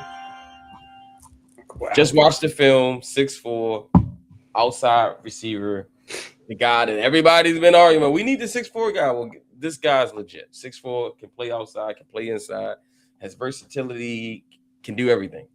I think he's a guy that you take him, and maybe at first you got reservations at 14, but then after a while you sit back and you're like, and he's playing well, and you're like, you know what? Who cares when we picked him? He was a really good pickup. He's really good for Lamar Jackson, and he really rounds out that receiving core with now Zay, Boston, Tez, and even Bateman if he's still there. All right, the South, Tampa Bay. This was Bill, I believe, right? Yeah. I'll let you take this one. This one's really easy. I feel like this is like the first perfect marriage of a player and a situation. I know exactly where you go. Anywhere in the draft you can find. I'm going Sonny Styles. He's not my linebacker one, but he's definitely the type that they would mold into a linebacker one. He's a beast. Like, he's one of the best coverage linebackers I've seen in years with this thing. And even though he's not my linebacker one, it's because my linebackers are way higher on my board than anywhere else. Like, this is the craziest linebacker class in a minute. And I think he would be such a perfect fit, learning from Levante David. We'll still figure out what's going on there. But like, obviously, like, they need to prepare for that next step, and he would be such a good player to start as a Will day one, and then like eventually evolve into a Mike. That's how I think his like career should go, and I think it's just like a perfect fit. I don't think there's a better place for him to go in this draft. Yep, I agree. I've been mocking Sonny Styles to the Buck. I mean, he reminds me of the next Levante David, right? Like, just the next Levante David. Come on down. All right, so I got the Jets with this pick. Spencer Fano was the first pick. That kind of messed everything up. Josh, what's going on, my boy? Good to hear from you. Good to see you, brother. Thank you for tuning in. All right, so with this pick, the New York Jets, everybody's gonna say quarterback. They need go get Ty Simpson. I think honestly, they just need a good football team. They need to build and add as many good football players as they possibly can. And if the board falls like this, I think, Aaron Glenn doesn't hesitate, and he goes and he does this. With the 16th pick in the Draft Nerds mock draft, the New York Jets select Peter Woods, defensive tackle, Clemson. Now, hear me out. They just traded Quentin Williams this past season. They have now a gaping hole in the middle of that defense. You got to replace that, and if a guy like Peter Woods falls to you, I think it's a natural fit. Now you got a guy on the trenches and Spencer Fano for the offense, guy on the trenches and Peter Woods for the defense, and now you can just continue just to build. This team is not a Ty Simpson or any quarterback away from doing much anyway, and so this makes sense. All right, Detroit. This is the NFC North, right? This is me. Yes, sir. A lot of interesting pieces here for Detroit. But this I'm gonna make this real quick. With the 17th overall pick in the Draft Nerds mock draft, Detroit Lions select Vega Ione, guard, Penn State. They definitely need to show up that offensive line. Jared Goff is not very mobile and not getting any younger. Got to protect them. They could be a good pick. It's a nice fit for him too. Yep, nice fit. He feels he's way more of a pure pass blocking guard, and that's where he's going to be passing. And that's a pass blocking. I mean, that's a passing offense. So yeah, and he's good enough. He'll be doing both. Like he'll do both, but his like calling card is drafted is the pass. All right, Nigerian says, was Peter Woods too high at 14? Just curious. No, I don't think it was too high. I've taken Peter Woods at 14 numerous of times. I kind of wanted to do something different. Also, I love Denzel, and the way I look at it is like this, okay? If you can't trade back, then the likelihood of you getting another Denzel Boston in the second or third round is not like I do love the receiving class, but Denzel Boston is a projected first round pick for a reason. And I see other big receivers that are pretty good, but not many do what he can do. And I just think that you just take that guy because I feel like Woods. I feel like Boston or Lemon are the two receivers the Ravens should target, not Tyson, not Tate. I think those are the only two receivers to me that is acceptable to draft in the first round. And you take one of those two, and I think you'd be happy with it. But if Woods I could go Woods there as well, and I'll be perfectly fine with it. All right, Minnesota Vikings with the next pick. That is also me. They're also devastated that Jeremiah Love is not here because that would have been a great pick for Minnesota. They could definitely use a running back. Yeah, no problem, bro. They could definitely use a running back. They can use some offensive line help. They can use a corner. I think corner is something that's been plaguing this team for a long, long time. And so, with the 18th pick, the Draft Nerds mock draft, the Minnesota Vikings select Avion Terrell, cornerback. All right. Okay. Yeah. Dallas is also me, I think. Dang, I'm on a run right now. Okay, so I'm gonna make this quick. Dallas has the 20th overall pick. They went and shocked the world. The Panthers are picking. Oh, Carolina. My bad. You're right. I didn't see them. They're just looking, they're hidden cats. Obsolete. All right, so it's on you, brother. Carolina Panthers. What you got? Now I'm still gonna say this. I think it's a good fit for him, and I still think people are making him fall down boards way too often. Matt knows who I'm talking about because he's my guy. I think they could go CJ Allen here, and that is my linebacker. I think CJ Allen is a classic field general on the defensive side of the ball. I think he's going to be a monster in the league. I think whoever takes him is going to end up really happy, and in this case, it's Carolina. All right. With the 20th pick, the Dallas Cowboys select. And this feels good. They would have probably liked to get Sony Styles, but this feels good. So Keldrick Falk, edge rusher, Auburn. That's where he had to go. Doesn't he feel like a Dallas Cowboys edge rusher though? If you think about the type of edges they like, the guys they've had in the past, right? DeMarcus Lawrence and just those big, long, physical edge rushers. This kind of reminds me of them. So I like the pick. All right, there we go. Pittsburgh Steelers here at pick 21. They are devastated that Denzel Boston got snatched by the Baltimore Ravens going in their division because that is exactly where they would probably have gone with the big body receiver to help out whatever quarterback they have because I think that's just where they need to go. The corners have been picked off a little bit. Not an ideal board for the Pittsburgh Steelers. So with that being said, with the 21st pick in the Draft Nerds mock draft, the Pittsburgh Steelers select Ty Simpson, quarterback, Alabama. If you look at Mike McCarthy, he's had a history of being able to handle young quarterbacks well, developing them, he's kind of an offensive guy, quarterback guy. Get Ty Simpson. Hopefully, you can get Rodgers to come back or some other veteran. to kind of play while you develop Todd Simpson, and then maybe you got something later down the road. All right, AFC West, we got the Chargers. That is you, sir. Some people are gonna think this is too early. Oh wait, actually, hold on. I just realized somebody's here that I didn't realize was there. Yeah. So originally, I know, Josh. I know. Originally, I was gonna say Pregnon. He can develop though into a pass rusher though. He said Falk has no pass rush though, just a run stopper. And you're right, he's a really good run stopper right now, but I think he can develop into a pass rusher. Run stuffing is harder to like teach somebody, in my opinion. It is. It's like I can teach you how to rush the passer. I can't really teach you how to stop the run. Like that's like something you got or you don't, right? So, and he already does that really, really well. And I think he can develop as a pass rusher, especially playing next to those two D linemen you got now. With Quentin Williams and Clark, right? Kenny Clark. So that's pretty good.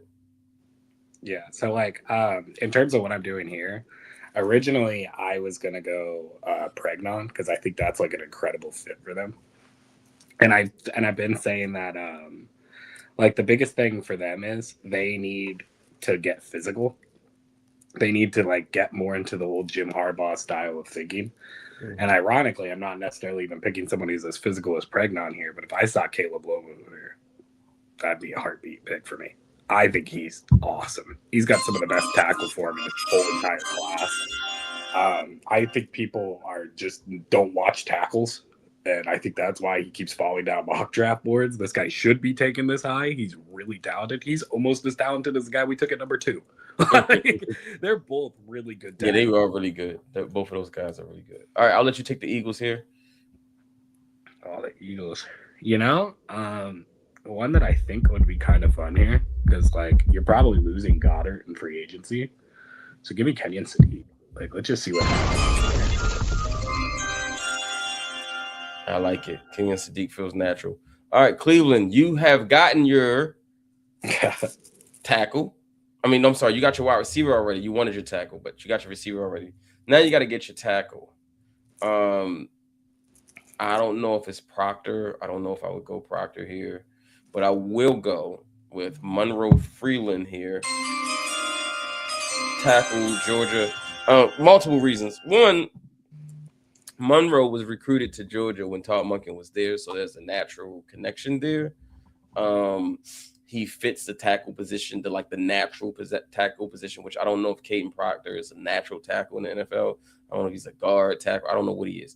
But Freeland is more of a natural tackle. Again, you have the connection there with Monken in Georgia, and I think it'd be a good fit. You come out of this draft, this first round, with Jordan Tyson and Monroe Freeland. I think if you're a Cleveland Browns fan, you're feeling pretty good about yourself. All right, Chicago Bears, the Bears. That is me. Bears. The Bears. That's me, and this is a team I'm bullish on. I love the Bears. I like what they've been building. Ryan Poles has been doing his thing.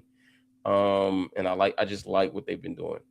And I'm not going to waste a lot of time. And with the 25th pick, the Chicago Bears select Cassius Howell, edge rusher, Texas A&M. I feel like they need some more juice off the line.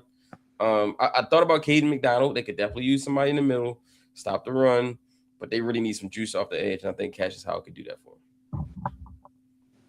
All right, Buffalo, I'll let you go with that one, sir. Man, this is like the worst thing that could happen to the Bills. Oh yes. All the linebackers are gone, safeties are gone, edges are gone, wide receivers are gone. This is terrible board for the Bills. Gosh, in this case, hold up, let me see something in like a year, like what their free agents look like. Hey, the board could really fall this unpretty. And teams could be sitting at the bottom thinking like, oh man, like this is like the worst situation that can happen to the Bills, right? Like, it just doesn't happen worse than this. I mean, I think ultimately, I'd actually go Akeem Mesidor here, just because like that's the way this board is spelled, and I think like at the same time, like they need edge rush help and they need it fast. They need somebody who's ready. and he's ready. Like, I like TJ Parker a lot. I'd even consider taking TJ Parker ahead of Mesidor, but just not for the Bills, who need instant impact. And like, I think Mesidor is going to be an instant contributor. All right, you up again with the 49ers, sir? This where I'll go pregnant. The offensive guard is down there. So the Oregon boys gets to stay on the West Coast. Just a physical run blocker, man. Like, just a physical guy. That's like a classic what the 49ers like in their players too. Is just pure physicality, pure angry. Like, that guy will run. That guy could run with a truck on his back, and I just think he's gonna be a stud at the next level as well. All right, And I got the Houston Texans, and I'm going to go Caleb Banks. Making a strength stronger. Their defense is already really good. The secondary is unbelievable. I was torn between McDonald and Banks, but Banks gives them a little bit more from the pass rush standpoint.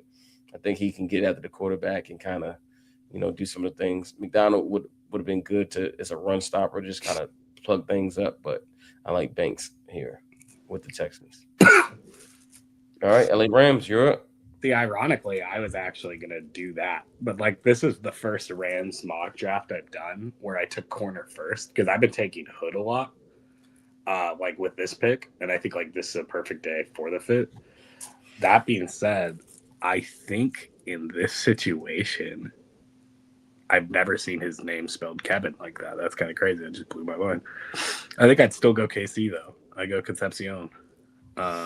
It's not as huge of a need for them right now, but it adds a new dimension to the offense that they don't really have. They don't really have that pure speed guy, and I think he would be a nice little fit over there. All right, you back with Denver, sir? And Denver. This is another team that would just be going through it if this was the case. I think that I could see them.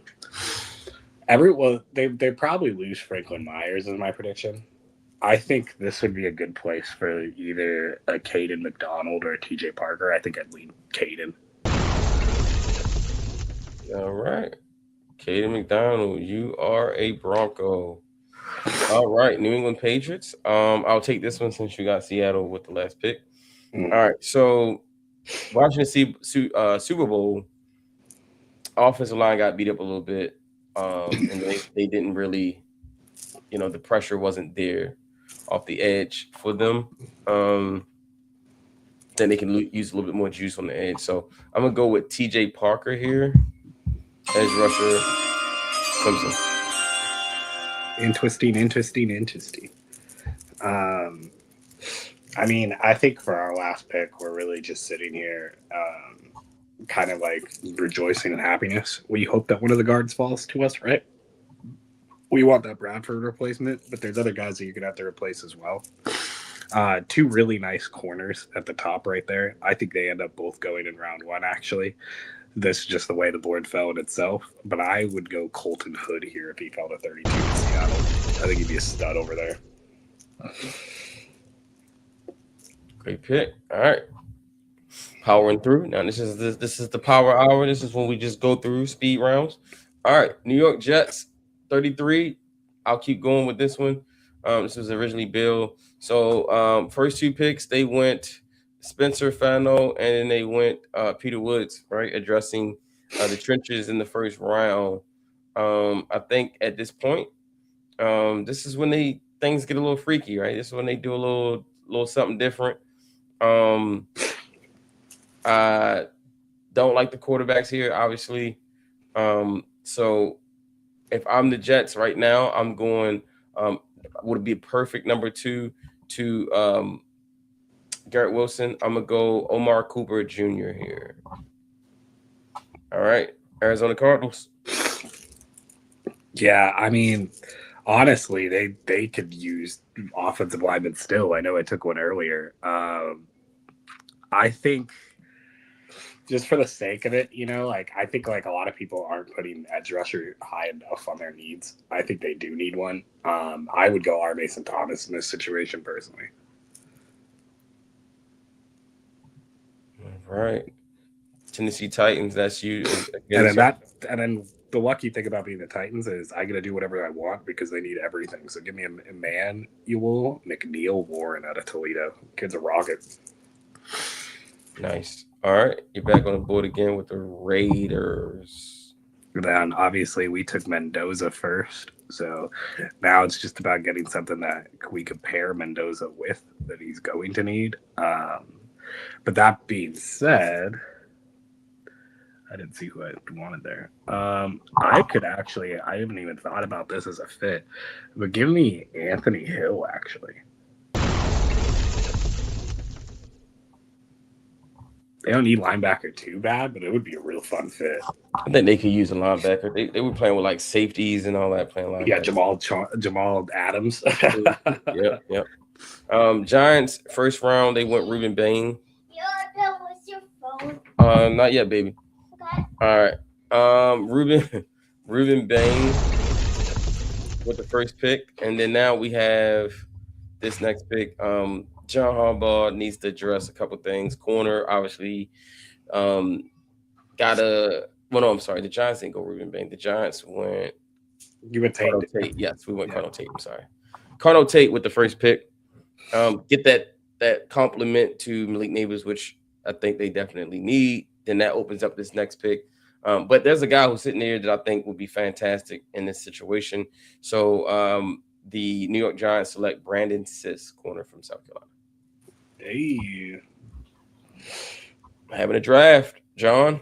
Houston Texans. Age time. All right, Houston just went Caleb Banks in the first round. They need interior offensive line. I'm just going to take Caden Proctor here. I think you can play him inside. You can play him outside. You just figure it out. Just get him on the team. Get him in your weight program. Get him in shape. And I think that talent that we saw when he was coming out of high school eventually will show. And then you take Caden Proctor here. That'd be a steal at this point at pick 38. All right, Cleveland Browns. That is me as well. And pick 39, the Cleveland Browns are sitting here, and they have just taken Monroe Freeland and Jordan Tyson. So they are sitting pretty, feeling good about themselves. They could go offensive line again. I could see that. But I think they might want to go. They could go defense. I'm gonna go defense this time. I'm gonna go this time Jordan Tyson's teammate, and I'm gonna go Keith Abney, corner from Arizona State. Ooh. I think Denzel Ward is kind of getting long in the tooth over there, and they need somebody on that outside to cover. Kansas City, here you go, sir. Yeah, we were receiver earlier, much to the dismay of many Ravens fans. I think with this pick, I still think edge is a massive need for them, and they've never really been the team to like hide from like character flaw guys. So give me Zion Young. I think they would still take him here. Nice pick. Standing in the state of Missouri. Yes, sir. All right, Cincinnati Bengals back on the clock. They went with they got a steal, and Arvell Reese fell right in their lap at pick 10, and now here they are sitting there thinking, okay, what do we have someone else fall to us? What can we do for an encore? And I'm going to you took a guy that I think they would have been interested in, Emmanuel McNeil Warren. I think he would have been really interesting as a safety back there, covering things up.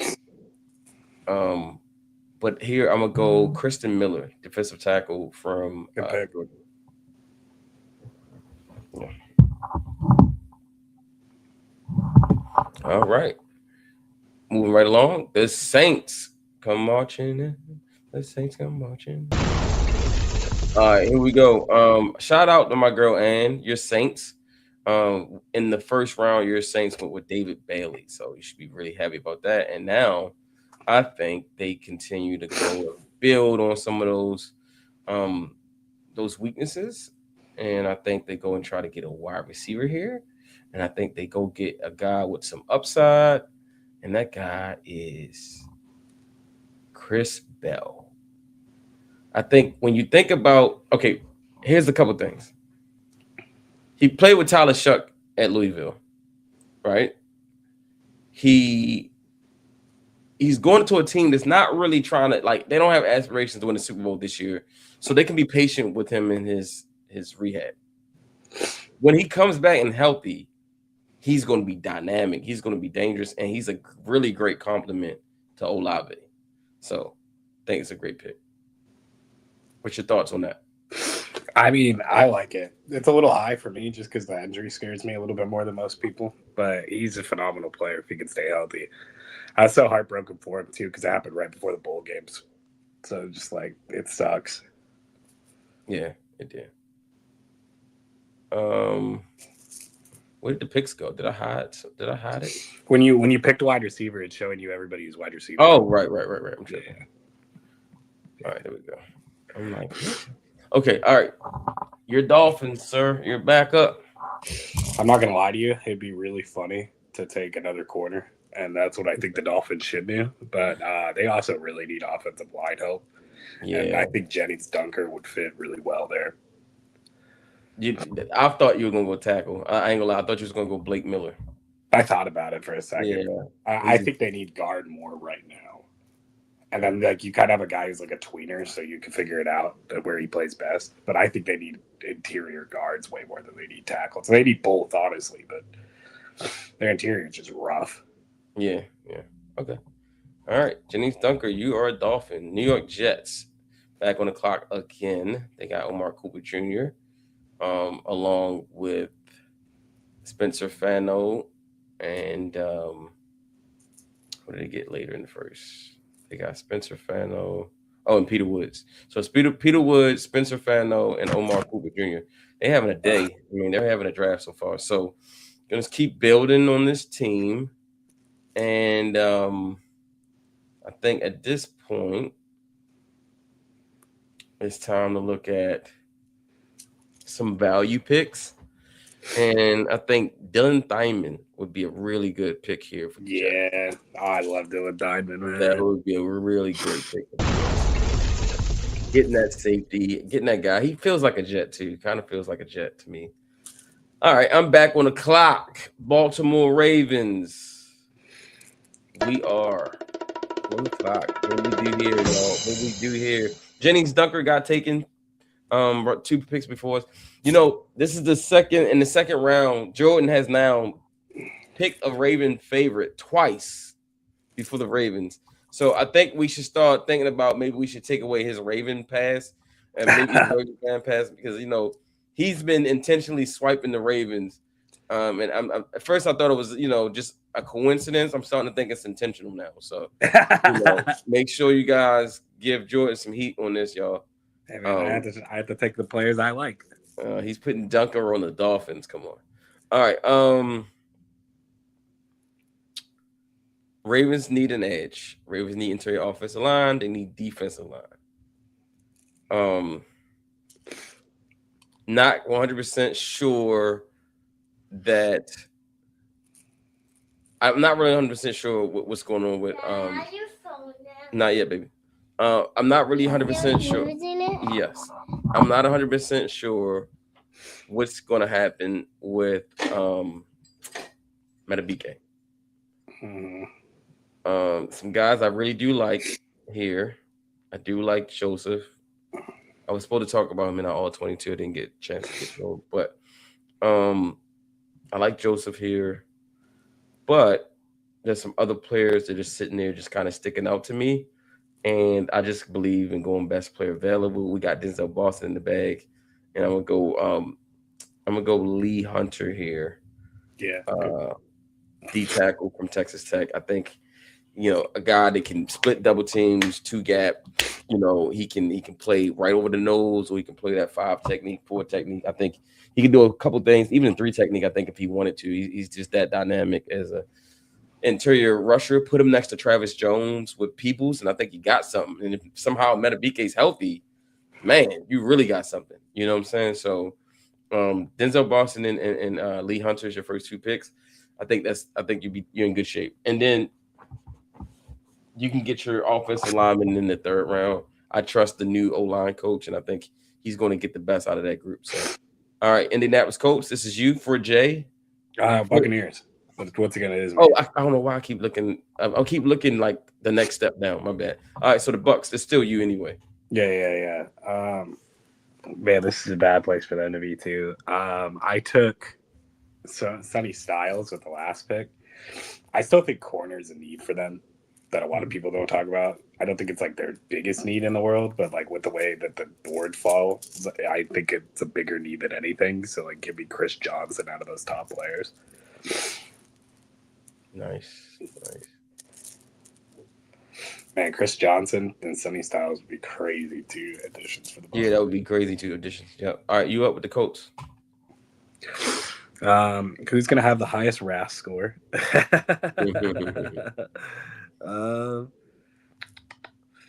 It's so crazy because like I just think like Max being here sticks out like a sore thumb right now, but I don't think the Colts necessarily pull that trigger. They will probably be losing. Man, it's really tempting to go with somebody here that like it doesn't feel like would be awesome, but like I would love to see them do it. But like I just still, because I think you're gonna lose Alec Pierce, right? So I think like that's the biggest thing to look at is like you're gonna lose Alec Pierce, but I don't think any of these wide receivers necessarily fit what he would do. Ooh, Jake Galladay could be really fun here. I'm going to go. I keep thinking they need corner because I keep forgetting they traded for Sauce. Man, that's a bad board for them.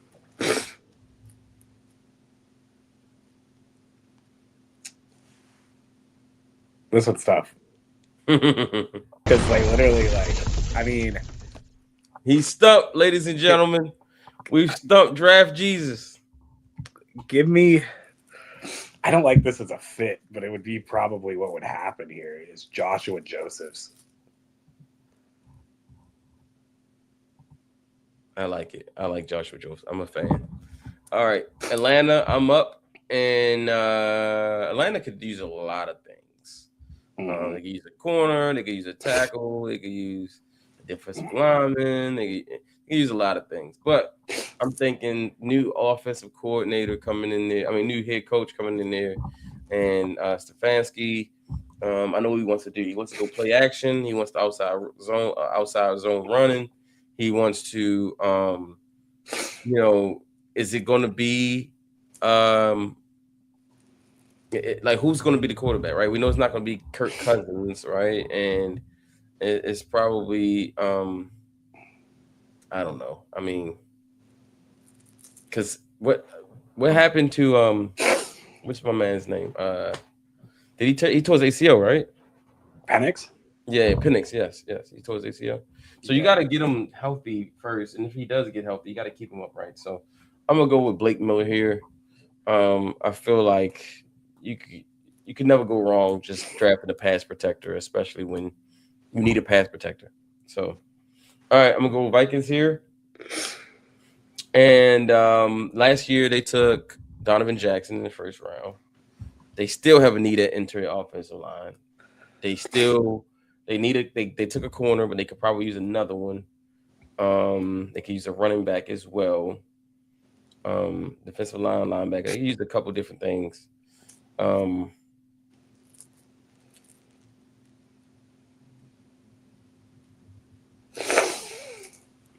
Really, let's solidify that offensive line. You got a young quarterback, McCarthy. You need to get the best out of him. Donovan Jackson on one side. Let's go Chase Basantes here. Protect the young McCarthy. All right, Detroit. First round, they went with Vega Ione. Took care of that interior offensive line spot. They could use an edge rusher here. They could use a corner here. They could also use a tackle here. Safety as well. Tight end. This is an interesting spot that Detroit finds themselves in. I'm going to go. I'm going to go LT Overton here to the Detroit Lions. I like him. I think he'd be a good fit. All right, Carolina Panthers. That's you, sir. I took CJ Allen first, right? Mm-hmm.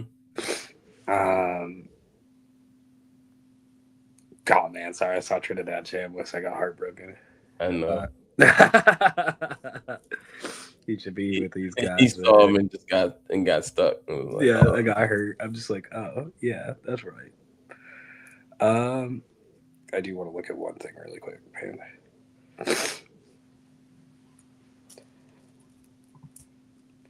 Coker's a free agent, right? He is. I think he's going back, though. Yeah, I mean, why wouldn't you, right? Yeah, and they don't have to pay a lot to get him either. Give me Yaquez, actually. We just talked about him today. I just saw him up there. Gabe Yaquez. Yaquez, yeah. Yaquez. All right, there you go. Green Bay Packers. First time on the board today. They can use corner, defensive line. They could use interior offensive line. Tackle. They can use a few things. I'm going to go Green Bay. I'm going to go with the undersized dynamo here. I'm going to go D'Angelo Pons here. I think that'd be a really fun fit. Green Bay with Pons. I mean, he's an experienced young player coming in, played in some big games. We'll be able to give them some help from the slot. Even can play a little outside too, depending on the matchup. He said no. Monks, no. Monks hoping he'd follow us in the third round. Oh, no, man. Our second pick has already been made, man. I don't see Pons going in the third. All right, Pittsburgh. This is me. They took the quarterback because the receiver was gone. Now I think you go with the receiver with the upside. I think you go with a guy who's kind of shown he could be a number one-ish, physical. Feels like a Pittsburgh Steeler to me. I'm gonna go Elijah Surratt here. Now you got DK and Surratt. Philadelphia Eagles. I'll let you take that one, sir. I mean, if Max is there, I would take Max here. I think like the Eagles are just the definition of like make way for things later. Mm-hmm. And I think that's like a perfect player for that. I think he was last too long on the board too. Yeah. I think they pull I thought about him a couple of picks, but I just was like, nah, that was better. Yeah. All right, you up, Chargers. And with the Chargers, let's go take Keontae Scott out of my. Oh, you really about to get a no from Moggs. No. Not Pons and Scott. Jeez. But this is about where they're gonna go. I think they're gonna go late second. All right, so Jacksonville, that's you again, sir. Oh, it's me. What are we taking the first round? Jacksonville took. Oh no, they don't have a first. They don't have a first round pick. They traded it, right? Yeah. Yeah. The Jaguars. Oh, matter of fact, you had the Titans. I think I had the Jaguars, right? Yeah. I had the Titans. Okay. All right. You had the Titans. Okay. All right. Understood. All right. Sheesh, man. Sheesh. I think they would have probably been interested in Max. Well, he wouldn't have made it past the Chargers anyway. If that happened. Probably not. That was who I originally planned on him going. Then I remembered I had the Eagles pick, and I was like, oh.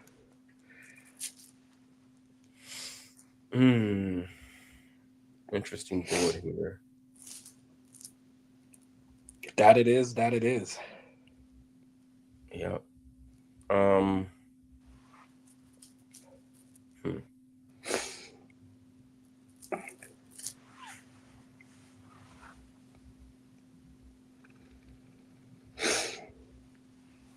Sheesh.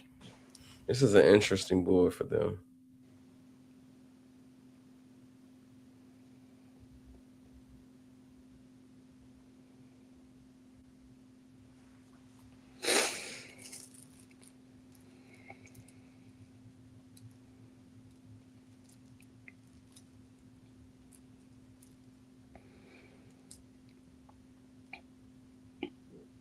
I'm gonna go Caleb Tiernan here. I think he's a guy that can play inside. He can play outside. They could be good value. Yeah. I was thinking about him earlier. Mm-hmm. Yeah, I think he'd be good. He feels like a Liam Cohen type of player. Mm. Yeah, I like it. All right, Chicago. That is me again. They went in the first round with. Where did they go in first round? Oh, they went Cassius Howell, taking care of that edge rusher. Now I'm going to go and continue to either solidify that defense and either go D line here, or I'm going to go safety. I think they could use a safety, especially with the Brisker being a free agent. So I think we're just going to do that. We're going to go AJ Halsey here. He's actually one of my favorite players in this draft. I like AJ. AJ Halsey to the Bears. The Bears. The Bears. The Bears. The Bears. All right, you wide receivers for a second. Yeah. Yes, you may, sir. Thank you. There you go. Oh, it's just exactly where this would be too high for picks for me for these guys. Like, I took Pregnon with the first pick, right? That was my first pick with him. You could just go back to all players now. I don't think I'm gonna pick one of the wide receivers. I like Fields a lot, but Fields at the end of round 2 just feels a little high.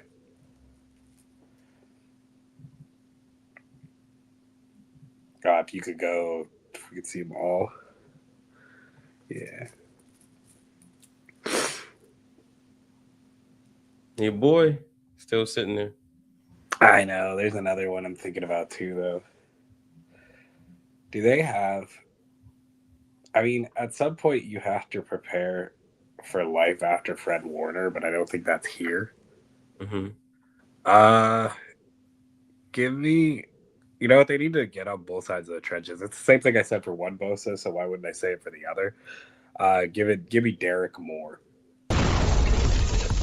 Edge, Michigan. Just taking all the Raven players. Just this is why Jordan is not allowed to talk ball with me, because then he ends up taking all my players, and because it's all he knows, man. It's all he knows. All right, Buffalo Bills, circling the wagons. Is this you? No, it's Texans. Oh, Texans. Why am I? And I'm not Trust, man. I got my own box. Trust. All right, it's me, Texans. Sorry. All right. We went Caleb Banks first round. Yes, we did. Yes, we did. And then we went Caden Proctor. All right. All right. Let's go. Let's go Jadarian Price here. I like it. They need a running back. Watching the playoffs, it just felt like, man, they needed a little bit more juice at running back. And no, Joe Mixon was out with an injury, and he'll come back at some point. But felt like those backs were just kind of not really getting it. I do like Woody Marks, but Price I feel like would be if like Jeremiah Love wasn't at Notre Dame, Jadarian Price would be the number 1 running back in Notre Dame and probably ranked a lot higher. But that's what happens when you gotta share the backfield with a phenom. All right. The Bills. Do I have the Bills? Yes, you do. Okay. Scott, damn it, Jordan.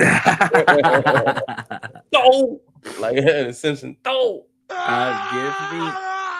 Give me Josiah Trotter out of Missouri. Let me go. All right. You want who? Jeremiah Trotter? Josiah Trotter. Man. Yeah. Good pick. I like that. All right. You up with the Rams? Ramley. And then So this is what I was looking up earlier with them was I was trying to see when their guys are free agents for something, but I would still make this move even if like I didn't have to worry about it because I still like I know a lot of people like their interior guys, but there's nobody that really plays like this one on them, and I'm gonna go with Big Citrus. Give me Dominique Orange, bro. That's my guy, bro. Get out of my top. Get out of my top 50, bro. Get out of my top 100. Like literally, bro. Notice how all of his guys are my guys, right? That's the first time it's ever happened this year. It's not the first time. You've been stealing for a long time, Jordan. It's like, no, I'm joking. All right, New England, is that me or was that? Yeah, that's you. Okay, all right. But it's a Trinidad Chambliss. But it's a Broncos, so bro, I've been doing this all night. I'm going past them.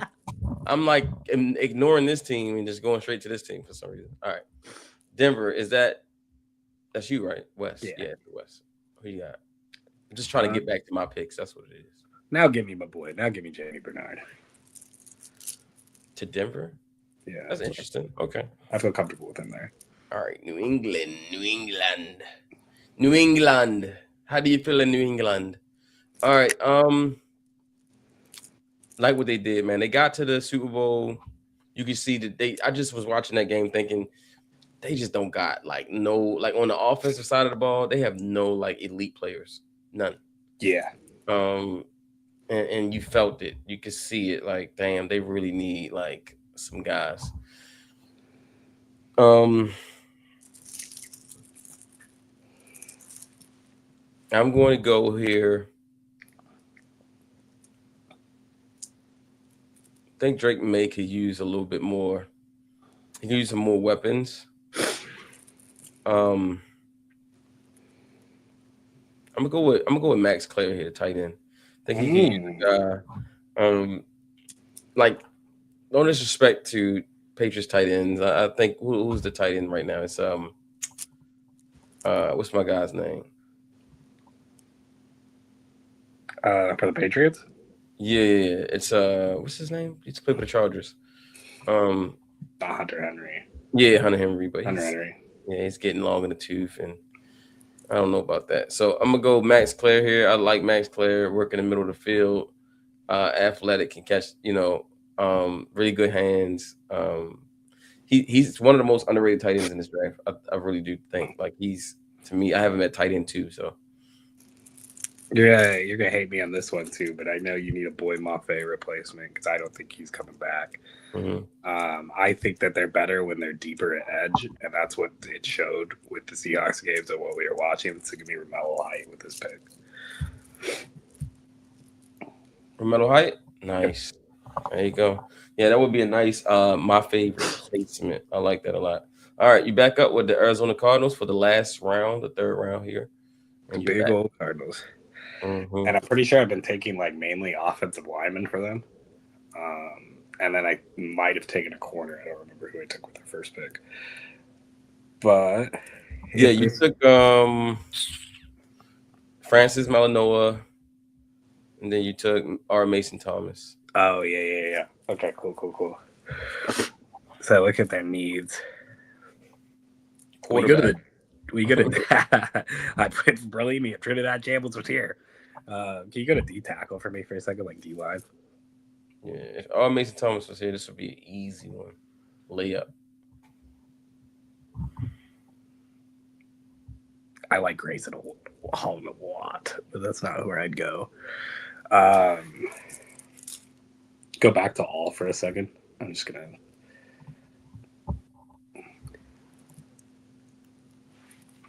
Give me Jake Galladay. I think he's really fun. Good pick. All right, Tennessee Titans, you're up against her. And then, God, we just need everything that could catch a ball for this man. Give me Malachi Fields here. Actually, no. Give me Jacoby Lane. Nice. He just yeah, helping out Cam Ward. All right, Las Vegas. You going to go help out Mendoza? We took Elijah Surratt, correct? No. I took Elijah Surratt. You took Fernando Mendoza. No, I'm saying like he's off the board. Oh, yes. Yeah. Because I think, like, theoretically, the Raiders would love to walk out with one of their teammates. Yeah, and both of them have been picked, by the way. Cooper Jr. and Surratt have both been picked. So I guess this is the pick where I'd pick Fields, right? So I have drafted 2 back-to-back 6'4" wide receivers, but yep, that's probably where I'd lead on this one. Fields? Yeah. All right, there you go. All right, Eagles.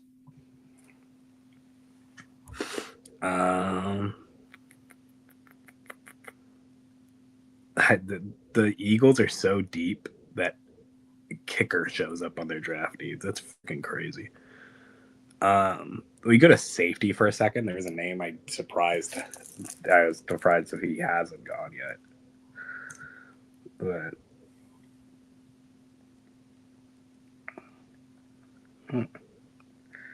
that's not how I'd have my safety rankings, to be honest with you. I guess give me Kamari Ramsey.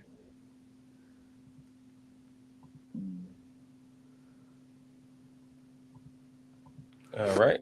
Texans, I am on the board. All right. I'm going to go.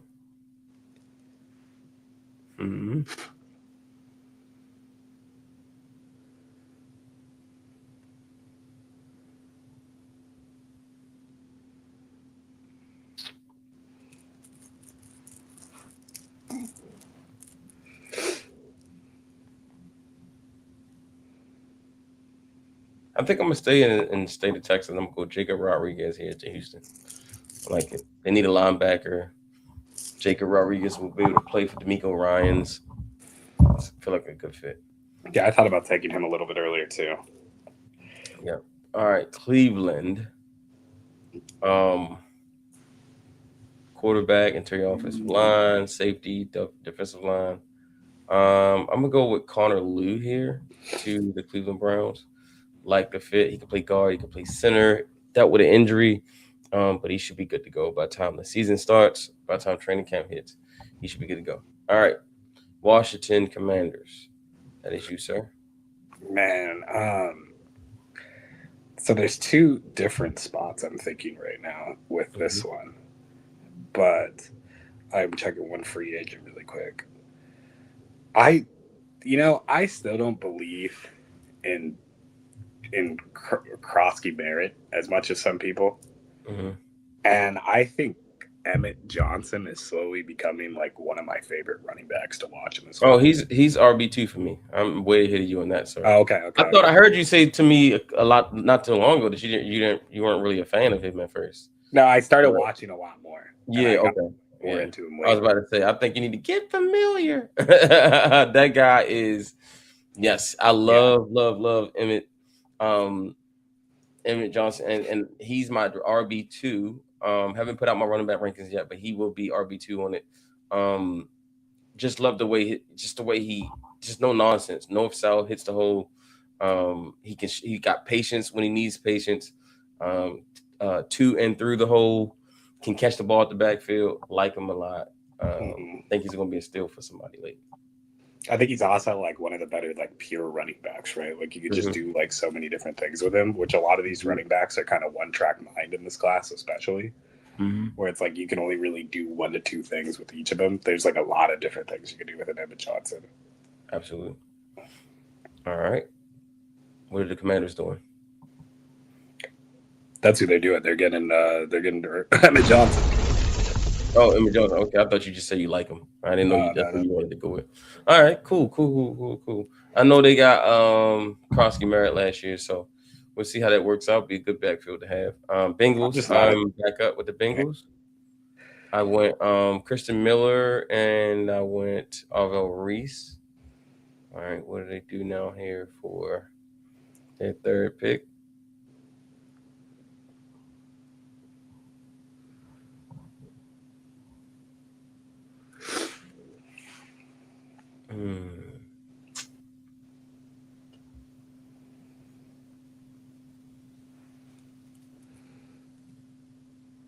Actually, I think I want to go. I think I see who I want, but I just want to double check. Like, give you some help in that secondary.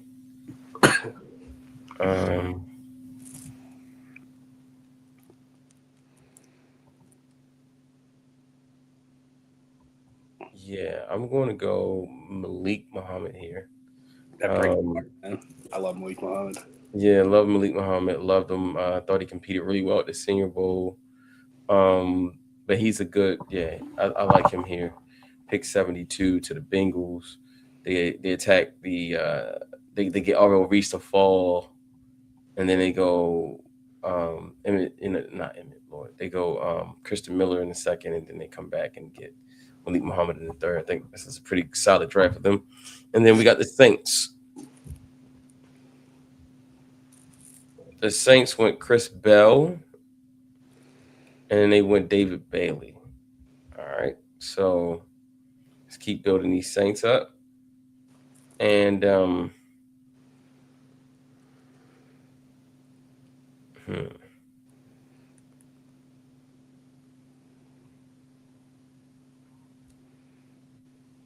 I kind of want to go Coleman here, but he kind of reminds me of what they already have. Yeah. I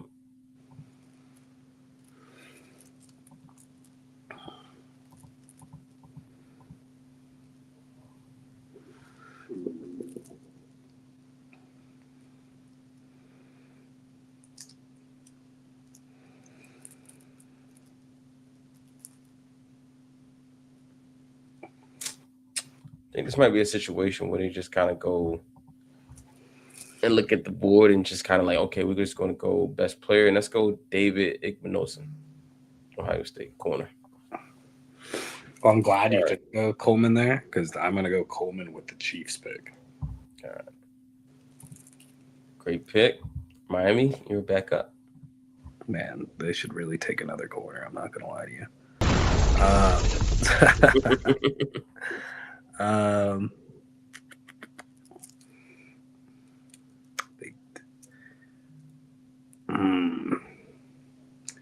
I think I'm going to just double up at O-line. I'm going to get Isaiah World as well. Nice. I thought about Techers for a second, but it's just not as much need for them right now. Mm-hmm. I agree. All right, Pittsburgh. That's me. They went wide receiver. They went quarterback. Then he did add some more pieces to that defense. Also, the offensive line.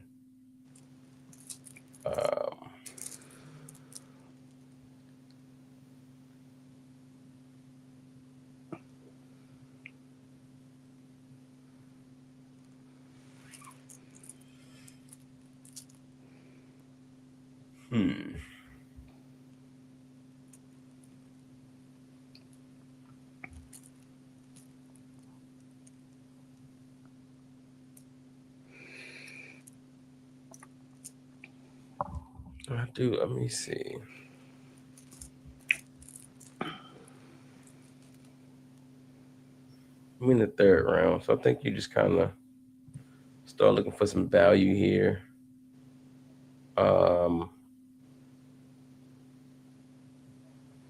Trying to think, you got Mike McCarthy. I'm trying not to think like Mike Tomlin, how he would think, because it's a different guy.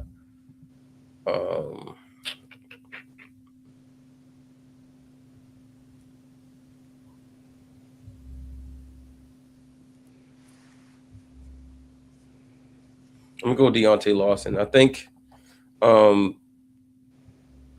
obviously Patrick Queen is there's rumors that he could be cut before free agency. So yeah, I think Deontay Lawson be a good pick here. You're up with Tampa Bay. He's rising up a lot of boards lately too. Deontay Lawson, yeah, he is. Who'd I take in the second round with the Bucs? I know in the first I went. I grabbed Sonny Styles. It was Sonny Styles and I think Chris Johnson. Yeah, it was. Okay. So then with that being said, I'm still going to need an edge at some point, and Danny Dennis Sutton's right there. So I think that's where I'm going to lean. All right. Okay. Colts, you're up, sir. God, they literally are such a raw score team that every time I see anything else, it's just I can't even imagine it. I'm like, that guy's going to run too slow for the Colts. Scroll down a little bit because I don't think this way they would lean.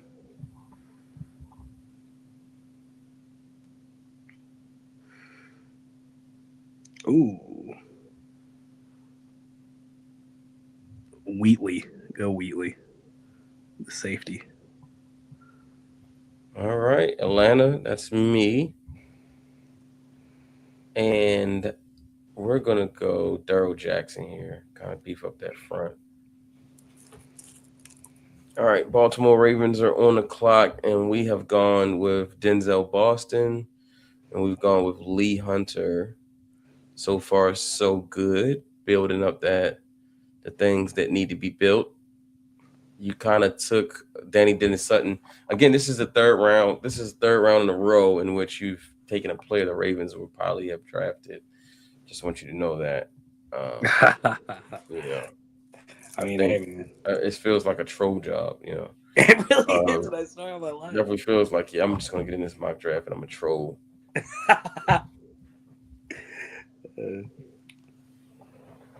Next thing you know, we're going 7 rounds. I'm drafting your cousin from you.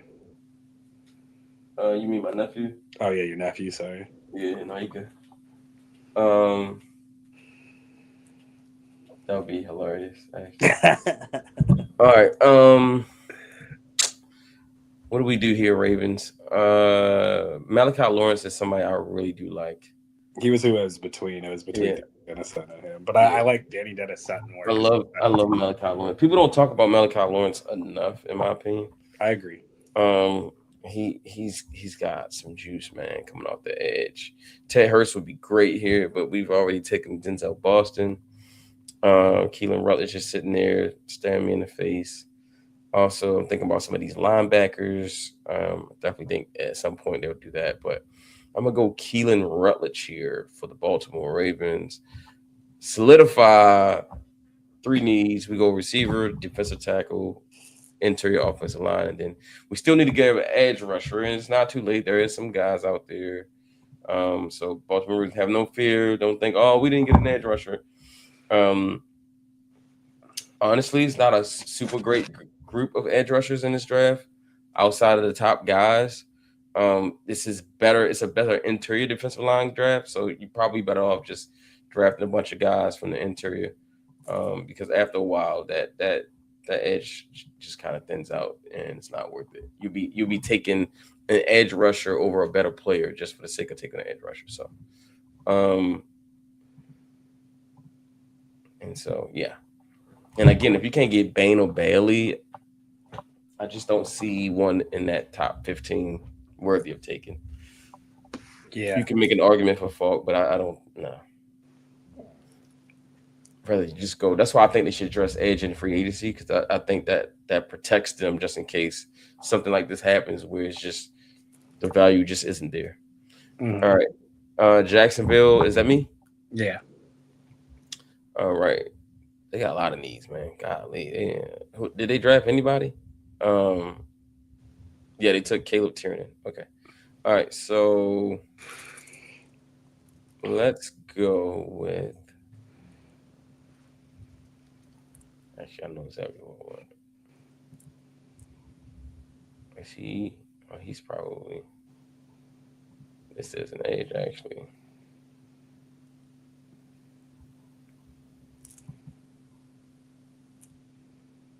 Oh, they're finally putting Kamara up boards. Yeah. It's been forever. He's been like in the 7th round hell lately. All right, let's go do some value here. Let's go.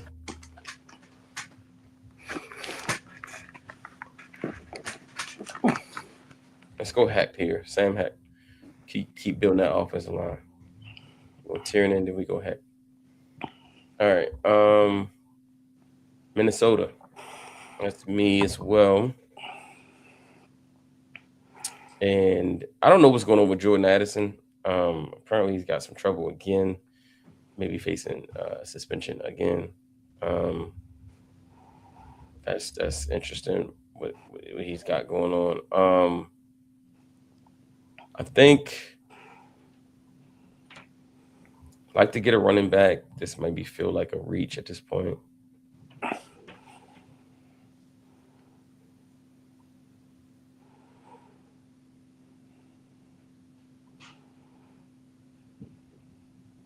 What was the running back that got hurt in the?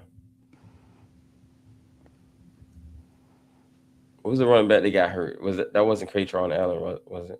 No. It's Singleton. Singleton. Okay, yeah, his teammate. All right. Well.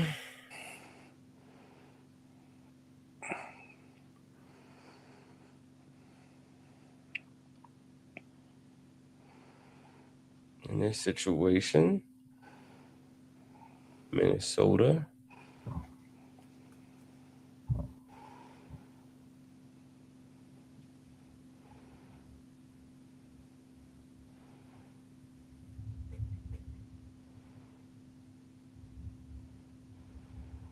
I'm stuck between safety and running back. Devin Moore's finally moving upwards too. That's the highest I've seen him. Mm-hmm.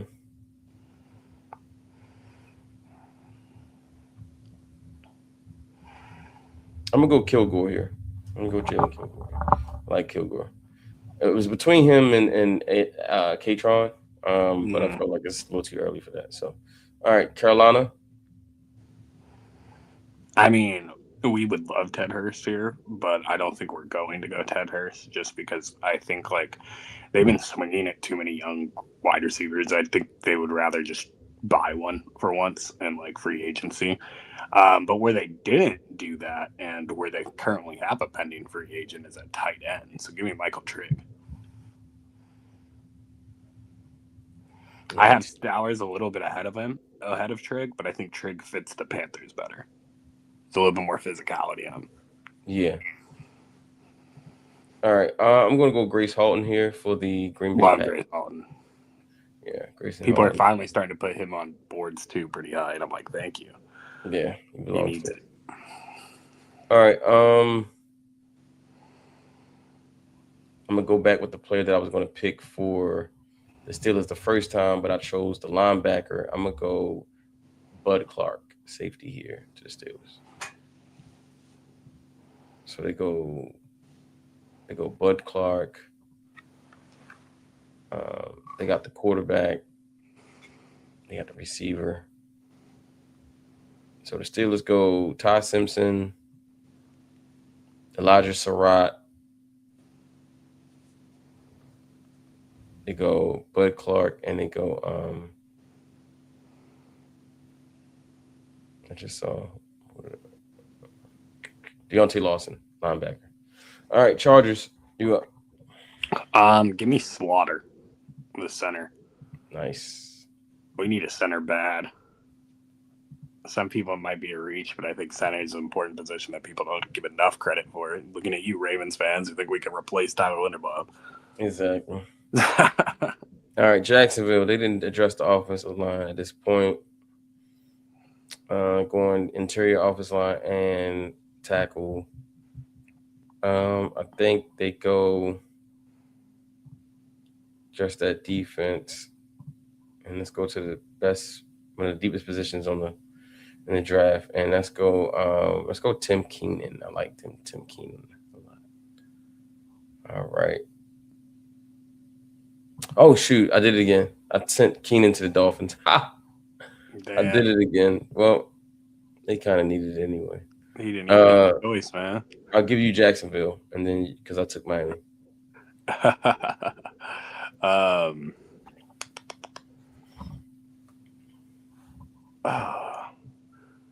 I'm assuming they get ETN back. Mm-hmm. Most people don't think that. If they're not getting ETN back, I would take a guy that I really like here. But that being said, since I think he's coming back, I'm going to go ahead and take Dante Corleone. Corleone? Yeah. The Godfather. The Godfather, baby. All right. That sounds like it's 95. I think I'm up next with the Bears for sure this time. All right. Corleone would have been a nice pick for the Bears, actually. We went AJ Halsey, and we went Cassius Howe. I think it's about to see a run on defensive lineman. Let's go.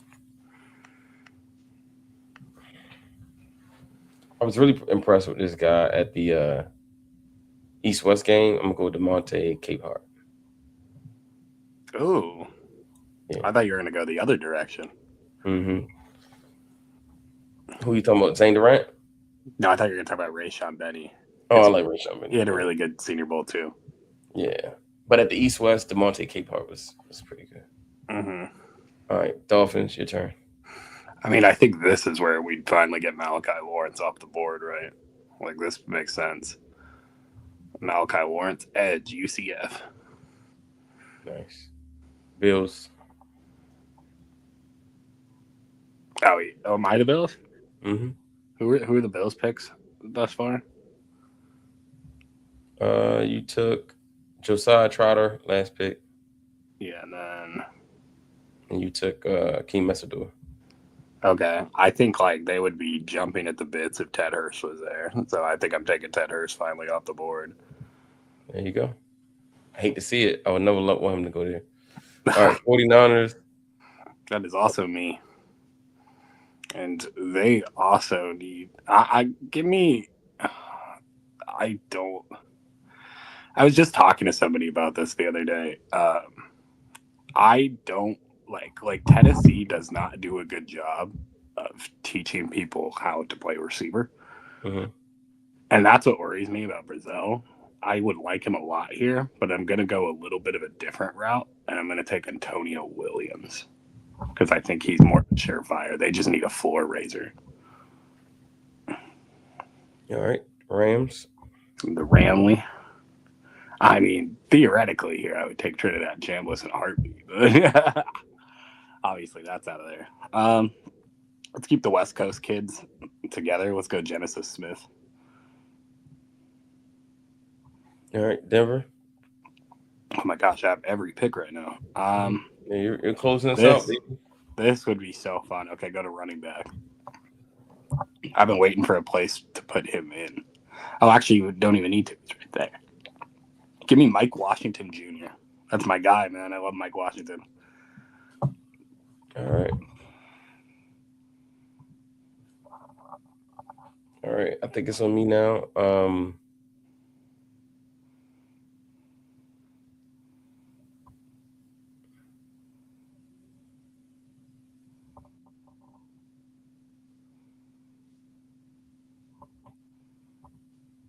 This is where we gotta go receiver.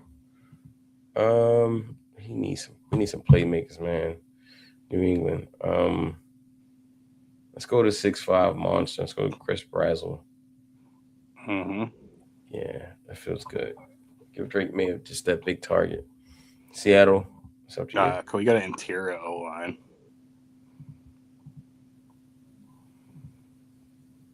Oof.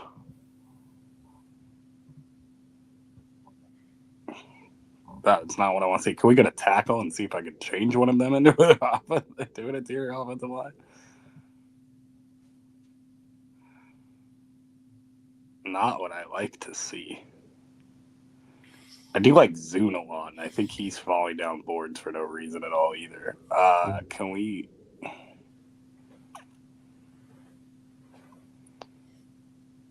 I really just think they would go interior O-line here. I just don't even know. Can we go back one more time? Yeah, give me Logan Jones out of Iowa. The one alignment we didn't talk to from Iowa. I know. All right, Minnesota. That's me. Mm-hmm. And I'm going to go. Well, I was going to go last time, and now I'm going to go this time. Katron Allen. Philly. That's you. Oh, yes. Can we see? They don't need corner that bad. We got an edge. All right.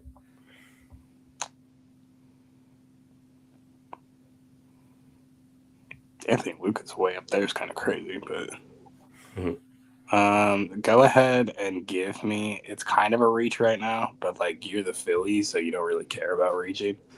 You're just kind of getting players. I think I would take. Oh God, I forgot his name now. Scroll up. He's up there. Caden Curry. That's what I was thinking of. Caden Curry. And just get some pass rush juice. He's really inconsistent, but he'll be fun if you can mold him. All right, Pittsburgh.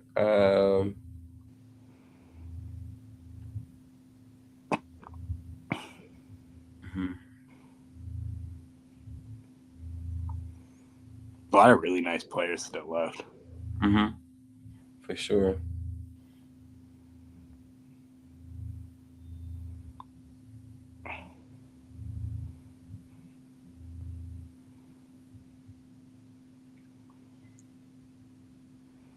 I didn't even realize we still had Will Lee on the board. I thought he was taken way earlier.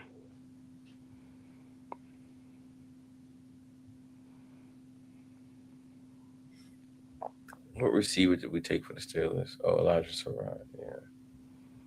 Okay. All right. We'll go Chandler Rivers here. Corner from Duke. Yeah, go Chandler Rivers there. And then Jacksonville closing it out.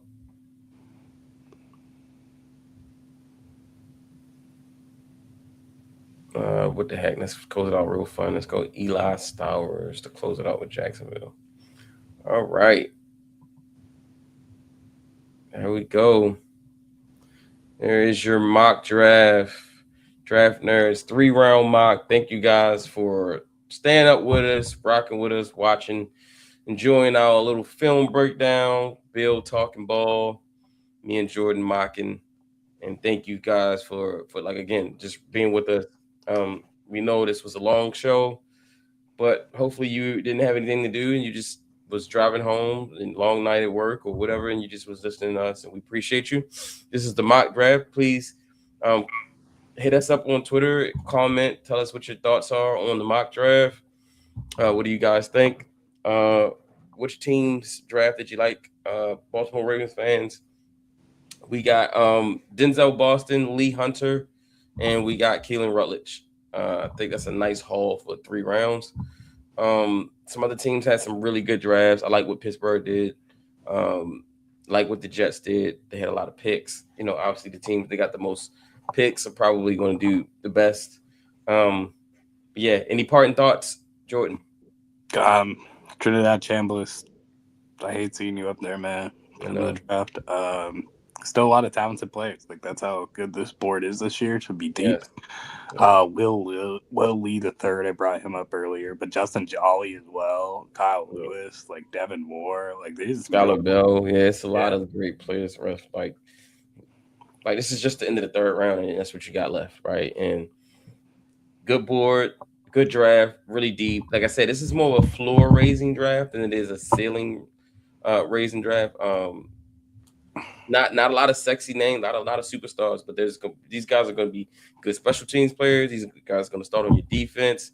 They're going to start on your offense. They're going to play positions like interior offensive line, linebacker, running back, defensive tackle. This is one of those drafts where you get really healthy in those positions. So it's going to be a good draft. Curious to see how free agency goes and how that's going to dictate how all this goes, obviously.